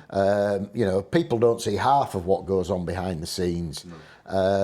But that is what grinds you down. It's petty stuff that grinds you down. The racing, I touched on it earlier. I've seen Stoxkarts races that are some of the best racing I've ever seen. There's certain ones, and you just think, wow. I don't care if you like motor racing. That's what it's about. It's if you like motor racing, isn't it? Or if you like stock car racing or whatever. Yeah. I think probably why Ian and Hans probably get on so well now, even though they had their big fallout in the Rebels days, is the fact that Ian's obviously got a sympathy for Hans now of what he will have gone through, not necessarily with Ian, but just generally an understanding when you're running a privately owned formula, and we Ian, we wouldn't have seen half of what Hans was having to deal with at the time, but it's exactly what Ian's had to deal with in this formula, and actually you then get a real empathy for somebody because you think, Christ, you know. I can see why he was a bit like that in that Yeah, situation. absolutely. But like we've touched on before, the difference is, you know, you have drivers that have their peaks, and you know, that was me in the Rebels. Yeah. I went on that track. I knew I was going to win, and I was a hard driver. I wasn't dirty apart from when I had to do with water needles at the end, but I was a hard driver. But for Hans, it's hurting his formula when one person is winning all the time. Yeah, that's right, yeah. And he's taking the car home and checking it regularly, and there's nothing wrong with it. Yeah. Right? What you got to remember is, like, for me, stepping from an F1 to a Rebel was like driving in slow motion. Yeah, that's right. Right? When you've gone, this is why Tom Harris and Ryan are so good. Yeah. Because those sprint cars are like that. They come back to an F1. Well, Ryan's admitted that he's gone to the non-sprint this winter because the wing ones were not too fast for him, but he was just saying that the non-sprint are a bit slower, and you've got more time to. Yeah. So actually, when they come back to a stock car, that's it's why slow. they are. Yeah. And that's exactly what it was for me. Getting out of an F1 into a Rebel, everything was slower. Yeah. If you've never raced anything else, everything's happening at 100 million mile an hour. Yeah. But for me, that's what it was. And so, you know, I pretty much dominated it. But I felt that Hans, with that Rye House thing, was trying to manipulate it. You know, I've had it where, you know, even Chev's had the year where he's won the points, the gold, this, that. You know, Carl and Danny. Yeah, you know, dominated. Kai the other year, you know, one person, but I'm not going to do anything that, unless they step out of line, then obviously I don't care who they are. That's right. Partly, if they have a good start, even me in certain times, when your confidence builds, that's all it needs. And some people will run with that confidence. Yeah. Kai, you know, he come out the juniors, he already knew he was. Wicking off. Yeah, you know what I mean? Well, lap times tell you everything you need to know when it's exactly the same car to the same spec, and he's I don't know, running a 15-second lap in a juniors, but he's going to run a 15-second lap in the seniors, isn't he? So you know, it's you know if you're quick or not. Just the consistent, but the confidence. Just that's the little bit. Never mind. Well, what are they doing different? Well, he's got confidence. And you see, in the very early days, when we went to that very first drivers' meeting, we said to him, this formula is going to change because we're going to be bringing drivers in, this, that and the other. Yeah. And in a way, it has changed. In a way, in a lot of ways, very positively, but in some ways, a little bit negatively. Like, you know, we were on about it, weren't we, Joe? We never used to use scales. No. You know, kingpin angles. Kingpin and angle. Yeah, you do the tracking. Yeah. But you know, this camber caster. Yeah. You know, 3 degrees here. This, that, and the other stagger. Well, I'll tell you in one ear, Paul, that Rob knows what's coming. So, Rob was doing one of his in the shed podcasts, going on about setting his car up. So he goes right. We're going to set it up, we're going to put the scales out. He said, unfortunately, I've only got 3 out of the 4 scales that work. So what I'm going to do is we put the one that don't work under front inside, because that means nothing. In a Stoxkarts, what is the most important wheel on the car? When I told Joe that the other week, Joe was on the floor laughing. Yeah. So Rob didn't believe me. I said to him, I said, Rob, everything we don't even put scales under the back. We only do the front. And he's like, no. So we were in the pits, weren't we? And I went up to somebody, I can't remember who I went up to, and I said to him, Lloydie, I think. I said, Lloydie, tell him where you do all your weights off. He went, what do you mean? I went, well, wheel-wise. He went, well, the front inside's the most important. And I'll be honest, we've never really looked front inside. No, but on the front and outside. But that's how a traditional stock car works. You never bothered about the front inside. I'm totally in reverse on the Stox car. I'm 2011. Yeah, well, it's weird, but it is though, isn't it? It's like, you know, and that is the slightly downside of having people in. You know, the fact that now you can't just go on, I mean you can, because people still do it, but you can't just go and buy an old engine and just have it chucked on the dyno, checked and go and race it. You know, people are paying to have engine rebuilt. But having said that, and you know, they won't mind me saying it or whatever, Freddie Holden, right? Freddie Holden's, that car of his, Jason never scales it, never does kingpins, never does any of it. He's had the engine from day one when he bought the car brand new, never done anything to it, had valve springs in it. when I dynoed it after the gold top, Yeah. I just said to Jason, look, she's just starting, she's just lost that little peak. You could just see it. I said, basically, it needs a decoke and whatever. I said, you know, but it's 6 years old and it's done every single meeting, right? He's just had that engine rebuilt by Nick Taylor. Yeah. Nick opened it up. He went, this is mint inside, because Jason looks after it. He changes the oil, whatever, regular and that, right? And I said, Jason says to me, how much is this going to cost me? He's had that engine rebuilt after 6 years racing, including having it re-dynoed, 550 quid. Yeah, it's for nothing, isn't it? Right? Yeah. Like Jason said, it's less than 100 quid a year. It's mad, isn't it? Yeah. And you see, this is, don't get me wrong, it's still a lot, you know, a brand new engine is 1,500 quid. It's a lot of money. Yeah. Right? But you know, when you've been paying 25 grand for your engine, 1,500 quid, you don't even worry about it. No. You know? And so everything is relevant, and I understand that, but the biggest thing that me and Paul have always said, and it frustrates us because Paul liked to tinker and do stuff and try stuff, and we did in the F1s, didn't we? Yeah. In this you can't, but that's what it's about. It is, and that's what I loved about the Rebels, and that's what put us on this path, because in the F1s, I raced against Nigel Wharton, and I could not live with Nigel Wharton, who had his Linton car and this, that and the other. Got him in a Rebel, the same machinery as me. I battered him from pillar to post. And he battered me from pillar to post. And that's exactly what it is, isn't it? And it's a level playing field. And that's the thing about this. It doesn't matter if you're a millionaire or if you're literally on the dole. You're on the same level playing field. That's right. And people don't seem to understand that that's the mentality that me and Paul set about it. There was that and the social side. Because, you know, we've loved the social that we've had in the past. F1s in the early years. It's replicating that, wasn't it? And trying to do that. And that's what annoys me when people come in and try and change it. And, you know, some do intentionally, some do unintentionally. If somebody falls out of love with it, fine, move on. Don't stay toxic. And make it toxic. If it's not suiting you, go. And Absolutely. It doesn't suit everyone. No. You know? Again, you won't ever drive anything like the stock car. No. I know I haven't driven much else, but from what everyone else has said, no. If you can drive that. Oh yeah, you know, when you end up going in your V8, Rob, what you will be smooth. Your thing is the power, the instant power. But you will be smooth. Like you know racing lines. Whereas you went from speed, slowing it down, I'm going slow it down, so I'm going to be like, what the? Yeah, but the difference you're going to have, Rob, right, is you're used to racing with 5 cars all around you. You're not going to have that. You're going to have maybe 1 or 2 coming out of the corner. You're going to read that.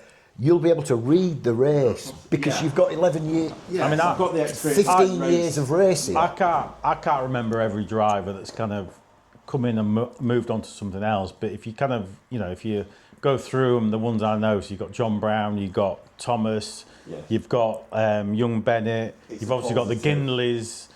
You know, the list is. You look at where they all Cooper. are. You look at where they all are in their other Alistair formulas. in the Rebels, Shane Murphy in the Rebels. Just, you know, so as much as people might diss the Stockkarts formula, and you know that they're entitled to do so, you actually look, and a lot of those drivers, they've never raced anything before a Stockkarts. With respect to their parents, they don't all come from great racing pedigrees. You know, they've been around racing, but they've not got fantastic pedigrees. So actually, you think, well, like, what, you know, why are they as good as they are? And I think it's probably because they've, you know, done their craft in a stock car. So it's a pig to drive. You have to be smooth. You know, the only gain you make is corner speed. Let's be honest. You know, if you ain't shopping trolleying round a corner and you're getting out of that corner quick, you're coming out quick, aren't you? And I think that all, you know, it's like. Thomas is a perfect example, and there's loads of other. But you know, Thomas goes over to New Zealand, races that shed of a car, and then he wins in it. Never because he was so smooth and just, you know. And I think it is just in that respect. But this brilliant for that's drivers. why Stuart Smith was as good as he was. Yeah. Because when he got that Wildcat, that little Albert Tiger Griffin car, short wheelbase that nobody could drive, and Stuart's dad said, that's all you're getting. Yeah. Learn to drive it. Yeah. That's what he did. And then when he got a good Decent. car, Yeah, it was like, this is easy. Yeah. And that's what these are. Yeah. These are horrible. Yeah. You love it while you're doing it. You know, people come off with, I used to say to all the hirers, I say, look, you'll go out for your first race and you'll go, oh my God, what am I doing? Yeah. I said, your second race, you'll be like, oh yeah, we're getting there. I said, and then after the final, you'll come off with a grin and go, that were brilliant. Yeah. I said, that's how they are. But don't come into it expecting that you're going to compete with these. I don't care what you've raced. Yeah. You're not going to compete with these guys. And to be fair, and that's the ones that listened, that we did have a lot that came in, you know, because we used to give them like a bit of a driver's briefing. You're going from the back in the first. No, I'm going from the front. No, you're not. You're going from. Yeah, I'm going from the front. All right, well, you're going from the front. You wreck it. It's going on the. You know. Yeah, you don't. I had one up at Cowan and Beef, and it was damp. There was a damp Cowan and Beef. I took 2 hire cars up, give them kind of the heads up on it, talked them through it. Went out in practice. I don't think he'd even done 2 laps. Into the wall backwards. Back axle gone. So anyway, gets it towed off. I works with my father-in-law, gets a new axle under it, you know, obviously give him a bit of a pep talk. I think we got it out for the first race, went out, second race, did exactly the same, flat out, bang. He come off, I just said, sorry, I've got no more axles. Yeah. Not a chance, not a chance, So you know. But we've had a lot of them. them, and like you say, and then they bad-mouth it, because they have done over the years, oh, it's a load of crap, blah, blah, blah, you know, like I said, car's unreliable, it bounces, it does this. No, it's because you drove like an idiot and didn't. Yeah. Whereas the ones that, like Ian says, listen to what you say. Yeah, first race they're a bit, but ease the way into it. You think how many hirers have gone on to buy? I mean, you know, that's evidence in itself, isn't it? But yeah, they are a pig of a thing to drive, but massively enjoyable. You know. I think, again, everyone says it's one of the best things you'll do, and it really is. No, it is definitely. It certainly is. It's social side and. But I mean, again, I know I've moved on from them, but you know, while I was doing them, I did. You know, it's another thing. It's like people keep coming up with suggestions and certain things, but it's like Chris Dobson on his latest podcast that he did. He was on. He's going, well, what we should do is we should get F1 drivers in them and let them. Been there, done that. You know, we did it at Skeggy. Yeah, for that world final. Yeah, there was something else. Sarge, you know, old Sarge. Yeah. He had offers for a couple of Skegs, and he loved it, didn't he? Yeah. Old Sarge. Yeah, old Goldilocks. He loved it. I think he done 2 or 3, didn't he? Yeah, he was buzzing for it. But there's there was something else that Chris mentioned on one of his podcasts, and I can't exactly remember what it was. And I'm like, Chris, we've been there, we've done it. You know. It is where it is. There's little things, but I feel it's pretty stable as far as car. You're not going to come in and we're going to change the rules and you're going to have to spend thousands of pounds. That's the thing. No. And this is where I feel for Chris, because over the years he's had the kit and he's owned it. Yeah. And then he's had to put cab sides. He's had to do this. So for him, the job has changed significantly. For a lot of other people, they come along when everything's been done, so they don't have that major changes. You say that, but Chris has been doing it. Was it 04? It's 22 years. I think if things hadn't moved forward, that'd be the wrong. He'd have had 3 cars on scrap. If F1's 20 years ago, as you said, in the 2000s. They've moved forward. It's nothing. The reality is, I mean, you know, we're not the saviours of short oval racing by any stretch. But had we not come into it when we come into it, Colin was never going to go back to it. So then it begs the question of where anyone who owned a car at the time, Chev included, you know, they would have probably been racing where, I don't know, if anywhere. It would have petered out in a year or two. You know, to be fair. He would have probably ended up going up to Crimmen quite a bit to race, because Lee and the boys at that time, they were kind of doing a bit. Yeah. So it'd probably been and I know Chev travels and he loves going up to Scotland to get his pies or whatever he gets when he's up there. But do you know what I mean? I think it would have petered out anyway. Yeah. So actually, at the end of the day, it's an established formula. It has good car turnouts. The juniors are fantastic. I love the junior side of it. They've been a massive bonus to the formula, haven't they? They have. But it's always going to have this stigma.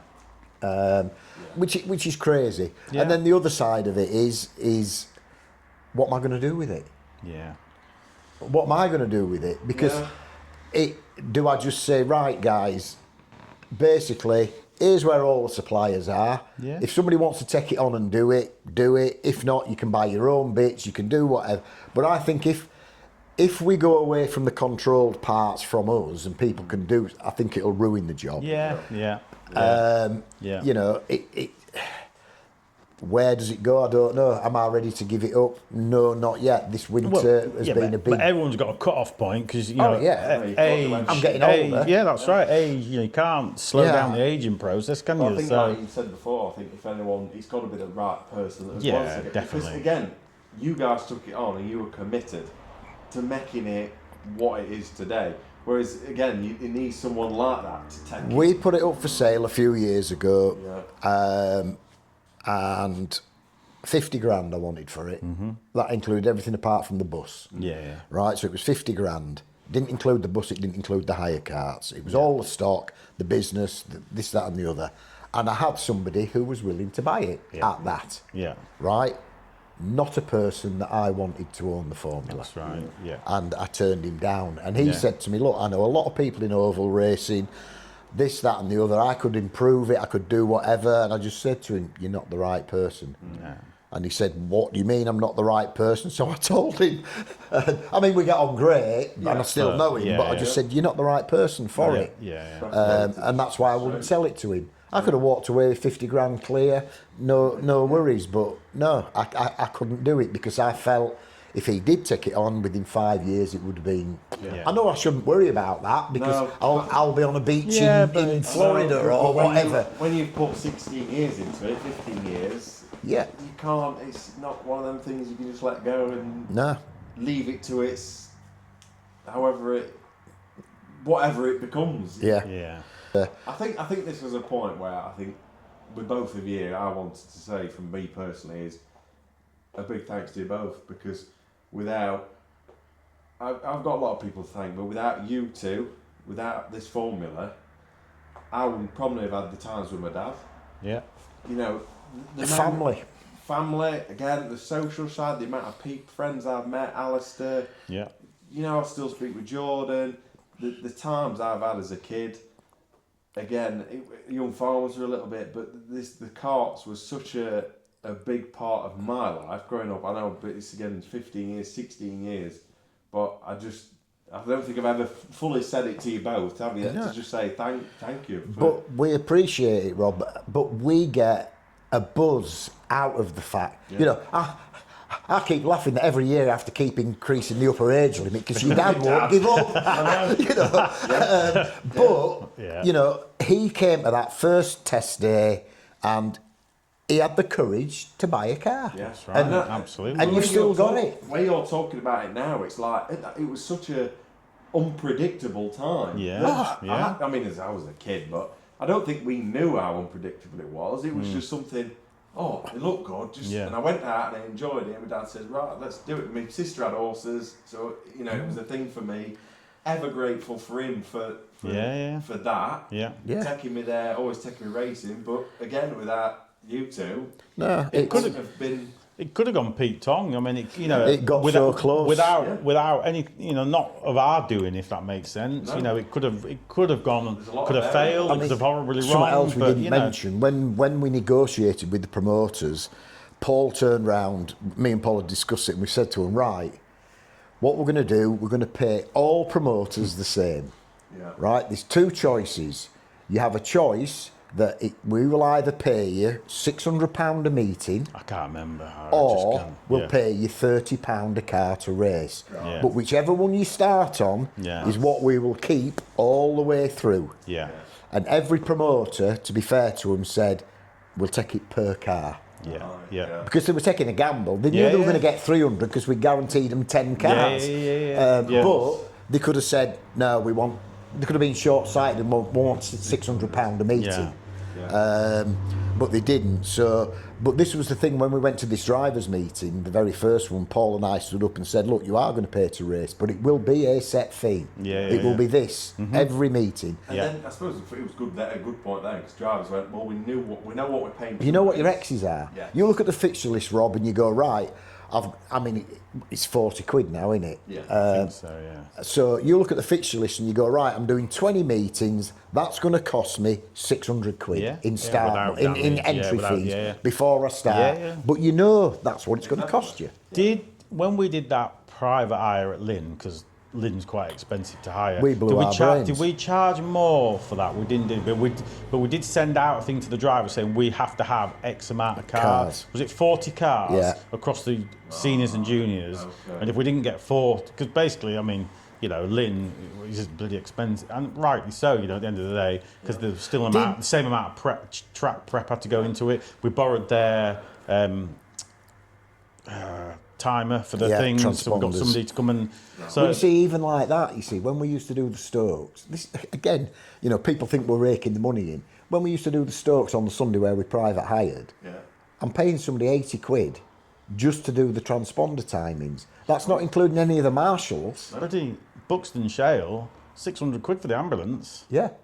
Oh, Stoke, 600 quid for the ambulance. We wouldn't. We you know, we've been around racing that long that. You know, we'd never race if there isn't an ambulance there. No, So we just wouldn't, and we said from the get-go, we are not doing a meeting. Well, we didn't race Buxton the other year. That's right. There was no ambulance, and we wouldn't race. Right. Yeah. You know, so things like that which people don't see. You know, and it's the cost is on us, but it just shows or demonstrates how kind of credible and honourable you are as a kind of, you know, because of course you could do a meeting without first aid there, but you know, or you could just have St John's, or St, you know, and you not just pay paramedics. Yeah, you know that skeggy end of year one that we do. We have the paramedics there. You know, you've got to do it right. You know what I mean? And it's. I think that's why it's come as far as it has, because you've done it right. Yeah. It's not been just it'll do. Now I'm not going to blow smoke up my own backside, but. I don't care what anybody says, Stoxkarts is probably one of the best run formulas in this country. Oh, it's definitely one of the best run ones, definitely. You know, might not be the best spectacle for everybody. No. And that's, you know... But as far as organisation, as far as not just at the meetings where we run everything and everything works and, you know, we've got the quad, we have our own recovery, we have our own on-track officials, I do the radios, or Claire does the radios, where we're taking pressure off their staff. But behind the scenes, all the stuff like the child protection stuff, all the risk assessment policies, all the, you know, I mean, I've gone heavily into all that, and Paul does it for a living anyway, and I've gone heavily into that, and it just shocks me. Yeah. It shocks me at how far behind a lot of things are. Just stupid things, and it's like legal, just stupid stuff, like on your website, right? You've got to have your terms and conditions at the bottom. There's got to be small print, right? Yeah. Half these websites don't have any of that. No. You know, there's got to be your cookies policy. There's got to be this policy, that policy, and again, hundreds and hundreds of hours with these policies and all this, you know, and so that side of it, again. It's only because that's how I want it to be, because I'm a bit of a control freak, but I want it to be the best it can be.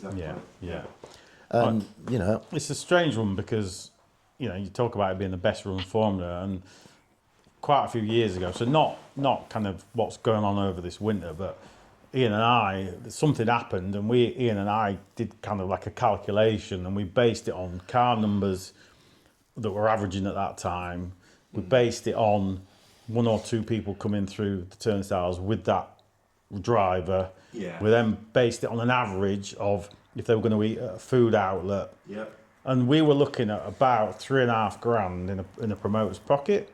It's not massive, don't get me wrong. And you think, well, actually, and bearing in mind $3,500 where the promoter doesn't have, because we, like say, we do all our own recovery. Ian does all his own scrutineering, steward of the meeting, clerk of the course for the formula. So actually, from a promotion point of view, it's just... We're pretty easy. Yeah, we give you the track, we have a starter, and we turn the lights on and off, and we have a couple of officials, which that's the norm anyway. So actually, then you think, well, you kind of then struggle to understand or get your head around why you're no longer welcome at certain promotions and haven't been welcome at other promotions, because it's not just about one promotion. And I just think, I don't know, I struggle with that, but that's it's 3.5, 4 grand for nothing. Eh? It's 3.5, 4 grand for providing a bit of track time and somewhere in the pits for people to park. Yeah. And they never have any hassle with us. It just doesn't add up to me, and it's so rare we have caused a promoter hassle. Even down to the fact that our own in-house disciplinary. Yes, we have gone through the ORC for certain things where they've helped us or they've backed us.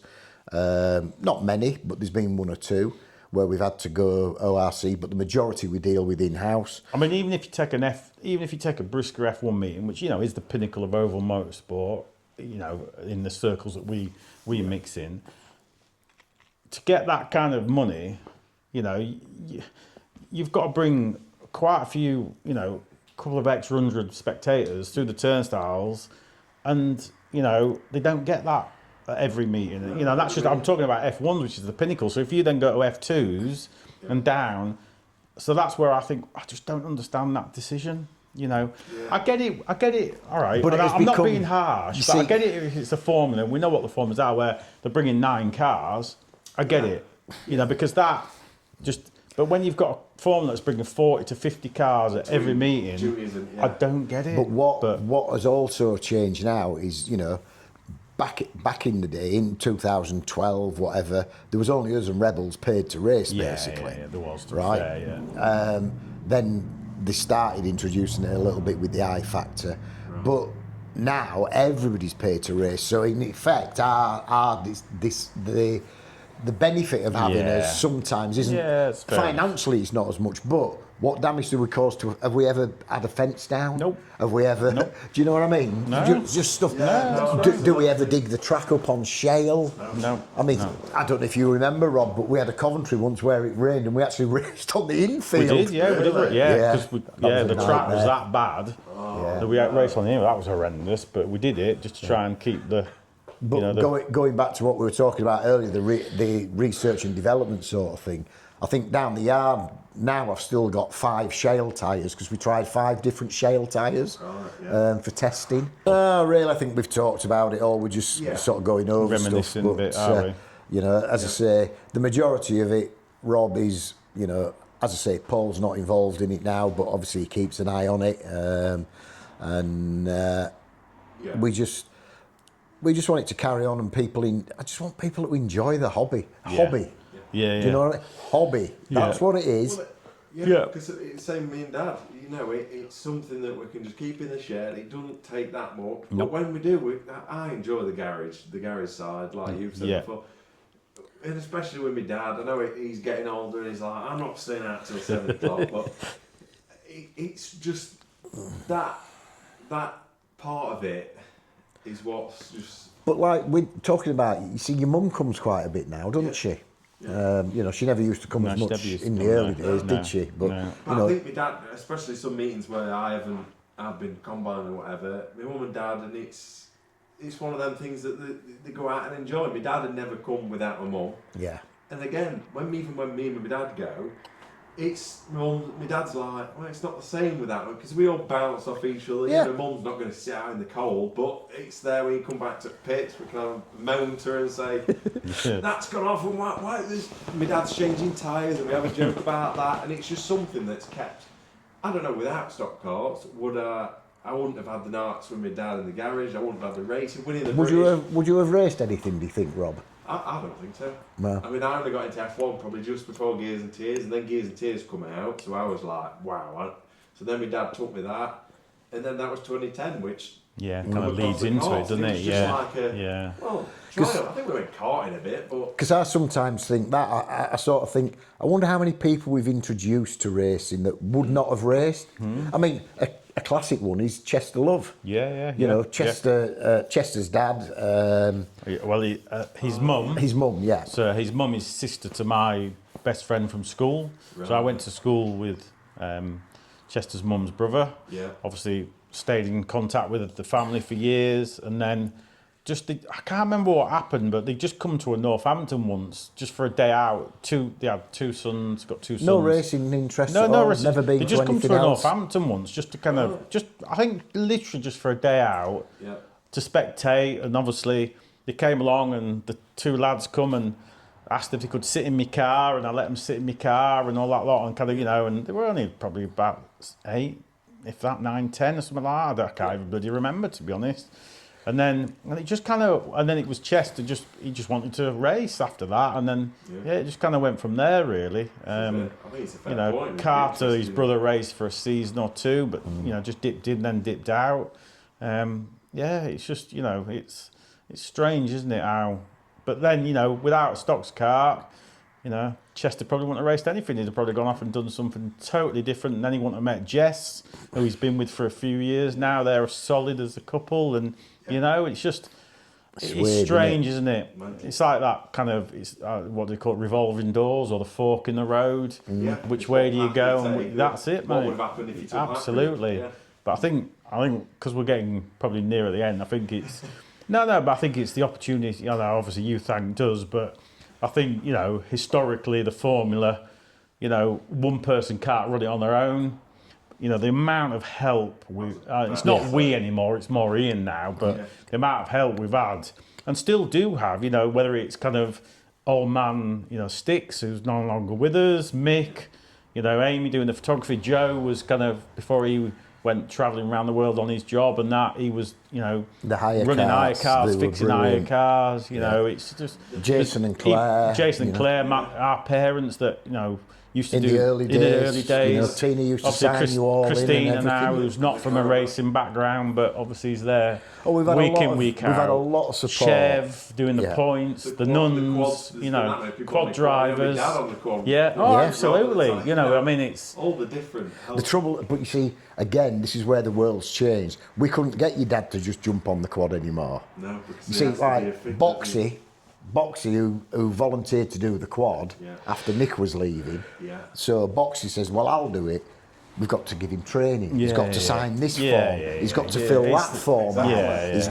Honestly. And whereas, you know, your dad who's ridden quads all his life, he's a farmer. When you talk about competency, he's the most competent there is. Unless you sign this piece of paper and do this little test, you can't ride that quad. How stupid is it? Yeah. But it's the way of the world, unfortunately. But without those people, and there's been probably too many to mention, really. But you know, one that you've got to say is like Charlotte Nunn, right? Yeah. She's raised thousands of pounds. Yeah. Oh, I mean, you drivers have raced it, but she's been the one that's gone round and done it. And now we've got Charlotte Allen doing it. And it is that. But behind the scenes, I mean, our mum and dad, you know, they were brilliant in the early days. They really helped us with the formula. Yeah. But you know, like you say, even Kirsty, who's not particularly done anything with the formula, but she supported Paul. Giving Paul a chance to do stuff. She did the lap scoring at Kings Lynn with the thingy. No, but you know, like I say, she was there and it helped, didn't it? You know, it's you know, it's like I say, I wouldn't say it's the family affair. It's been like a huge kind of team effort from people from all kind of, you know, all corners. Definitely. And you know, some dip in, some dip out. It's silly stuff. You couldn't do it without them. Pete Fenton, who used to do the gate at Stoke. Just stupid stuff like shutting the gate. But somebody needs to shut the gate. Yeah. Otherwise his mum Julie would do the manual lap scoring, even though we had Steph on the transponders. She'd do the junior induction. She still does the junior training side of things. And the thing is, if you don't have all those, and unfortunately, you know, a lot of them are volunteers, you know, because the formula isn't a cash-rich formula. You can't, you know, afford to pay people, etc. You know, without those people, you just can't do it. But it's for the enjoyment of all, isn't it? So you know, I think they deserve a big you know. We have had a lot of help, and there's been a lot of good people. Yeah. You know, over the years. But for me, the biggest one, and I know it sounds stupid and whatever, Mick Abercroft. Because Mick has been brilliant. there every meet, you know. Yeah. Because Mick used to mechanic for me in the F1s and in the Rebels and everything, so we go back a long, long way. But he's been there, you know. He's knocking on a bit now. But he's still there with Amy. But you think, Mick used to race, and then he raced, and then. But if you think about it as well, he's, you know, his brother. He used to run the hire cars for you at the track while he was still doing Amy as well at the same time, or himself, and you know, like I say, he's kind of it's it's huge, isn't it? Really, but it's hard to list everyone you'd need. And like I say, some dip in, some dip out, but they're never forgotten, if that makes sense in that respect. You know, it's one of them, not horrible things, but you know, we have the Josh Rogers Memorial Race because of obviously the circumstances around it. We have the Paul Hinckley Tribute Race again. You know, and now we've got the Josh Johnson where the under-25s is. And they're all through people that you've lost. But the sort of, what I'm trying to get at with that is the shame of that is those things is there's a lot of people now racing don't remember Josh, don't remember Paul Hinckley. You know, the one that's going to be very raw this year, obviously, is the Josh Johnson. But they're people that have come through the sport, and we have trophies or awards in their name because of tragic things, but it's sad because you get the people like the Graham Wheats of this world that have been in it, and you know we will never forget them. But in 5 years' time, if you mention, well, even now possibly, if you mention the name Graham Wheat, some of these youngsters are like, who? And it's like you just don't know who the legend. Wheaty, you're still with us, by the way. Some people watching this might think, "Oh, what's happened to Wheaty? Is there someone we don't know?" But no, Wheaty's definitely still with us. But he's the same as, like I said, you and your dad. Andrew Duddy. You know. Chev very much so. You know, the Nuns put in a great stint, and Carl still helps occasionally. Absolutely. Kelvin Lim, although Kelvin doesn't race, he was there in the early days. He was, you know, and he's still there with Ben. And then Heathy. Heathy's been huge. Heathy's been a big part of the way that the job's changed. Definitely.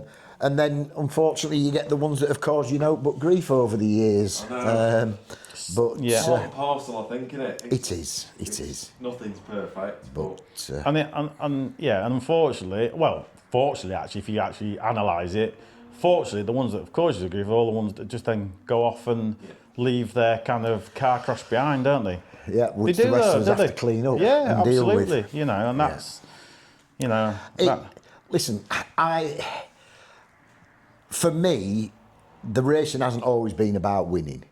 In fact, it hasn't been about winning. You know, I enjoyed a good crash as much as I enjoyed winning. You know, and that is what the win at all costs thing is. What I can't do. That's what totally really winds me up. Definitely. And that's what causes the problems. It is. You know, definitely, it is. It's that's the thing. We as a family have never been winning at all costs. You know, we've won stuff, and we've gone for stuff and tried to be serious about stuff. You know, in the Rebels I did it.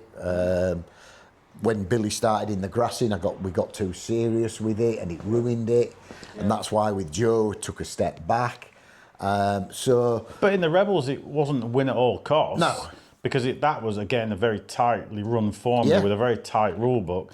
So it wasn't. He took it very serious, but it was never win at all costs. You know, because he couldn't. You know, I enjoyed winning. Of course you did. Taste for winning. You did get a taste for winning. You know, but it was definitely never about. In fact, I don't even think you ever had your engine rebuilt, did you, in Rebels? Once at the end. Well, there you go. After Hans had it back and it smoked. That's right. But at Carwise did it. But that was it. You know, it's. But even in that, a good race.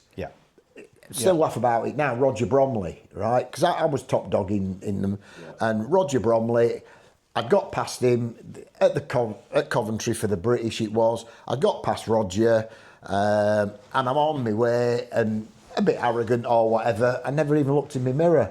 Didn't even know he were there. Last bend, he stuck me, proper stuck me, and he won the British. Right. But for me, I wasn't bothered. I was mad at myself, but I laughed about it, and I went and because he actually sat me on a post as it happened, and he was like, "Oh God, no!" And I'm like, "Rog, all credit to you, my own stupid fault for not looking in the mirrors." Absolutely. You know, it is. it is. But no, as I say, with Stoxkarts, it ain't going anywhere. It's here, and we just want people to keep on enjoying it. Yeah, As I say, even though Paul's not particularly involved per se, no, I'm not involved directly. It's still his baby. He was here. The logo is still what Paul designed. Yeah, it's my logo. I designed it. I just hope anybody watching this kind of video is that, and if they are racing the stock carts or thinking of coming into it, is stick with it. I know this winter's been a bit turbulent with the fixtures and that. Obviously, Ian's put a fixture list together. It might not be to everybody's taste, but you can only deal or work with the hand that you dealt. And the fact that we've got any tracks at all is on it, because like we've said earlier in the year, earlier in the interview, we're not going to dwell on it, but we could have gone a very different route to what we've gone if we'd have, if it wasn't for swallowing not our pride, but Ian swallowing his pride, could have gone a very different route. But stick with it. Who knows what's going to come out in the wash? But it might all be changed next year. Dean, to be fair, we might say, well, actually, I'll have you back for a few meetings. Your stocks might have a track, and they will support us. Just stick with it, support it. Turn up in numbers, because at the end of the day, you want the formula to survive as much as Ian wants the formula to survive, and like I say, but you want to race against 25 other cars, don't you? Want to race against 5 cars. That was the thing with the juniors, wasn't it, Rob? For you, I feel a little bit for you enjoying the early days. The people like Kai and that, who've had it of late, have had it brilliant. 30-car turnout. But, there was you, Bailey, Alfie, occasionally Billy Parkinson. 4 or 5 balls, turning around. We stuck with it, and look at what it's grown into. That's it. So like I say, everything happens for a reason, and I think the racing will stay as good as ever, and I think it'll just carry on growing, whatever changes come. Yeah, I think it will, to be fair. You never know what's round the corner, do you? No. Just enjoy it.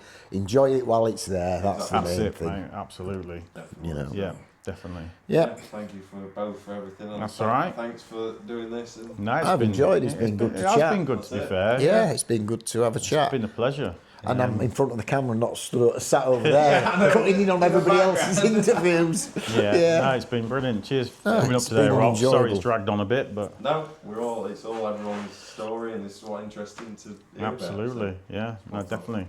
Cheers, buddy. Cheers.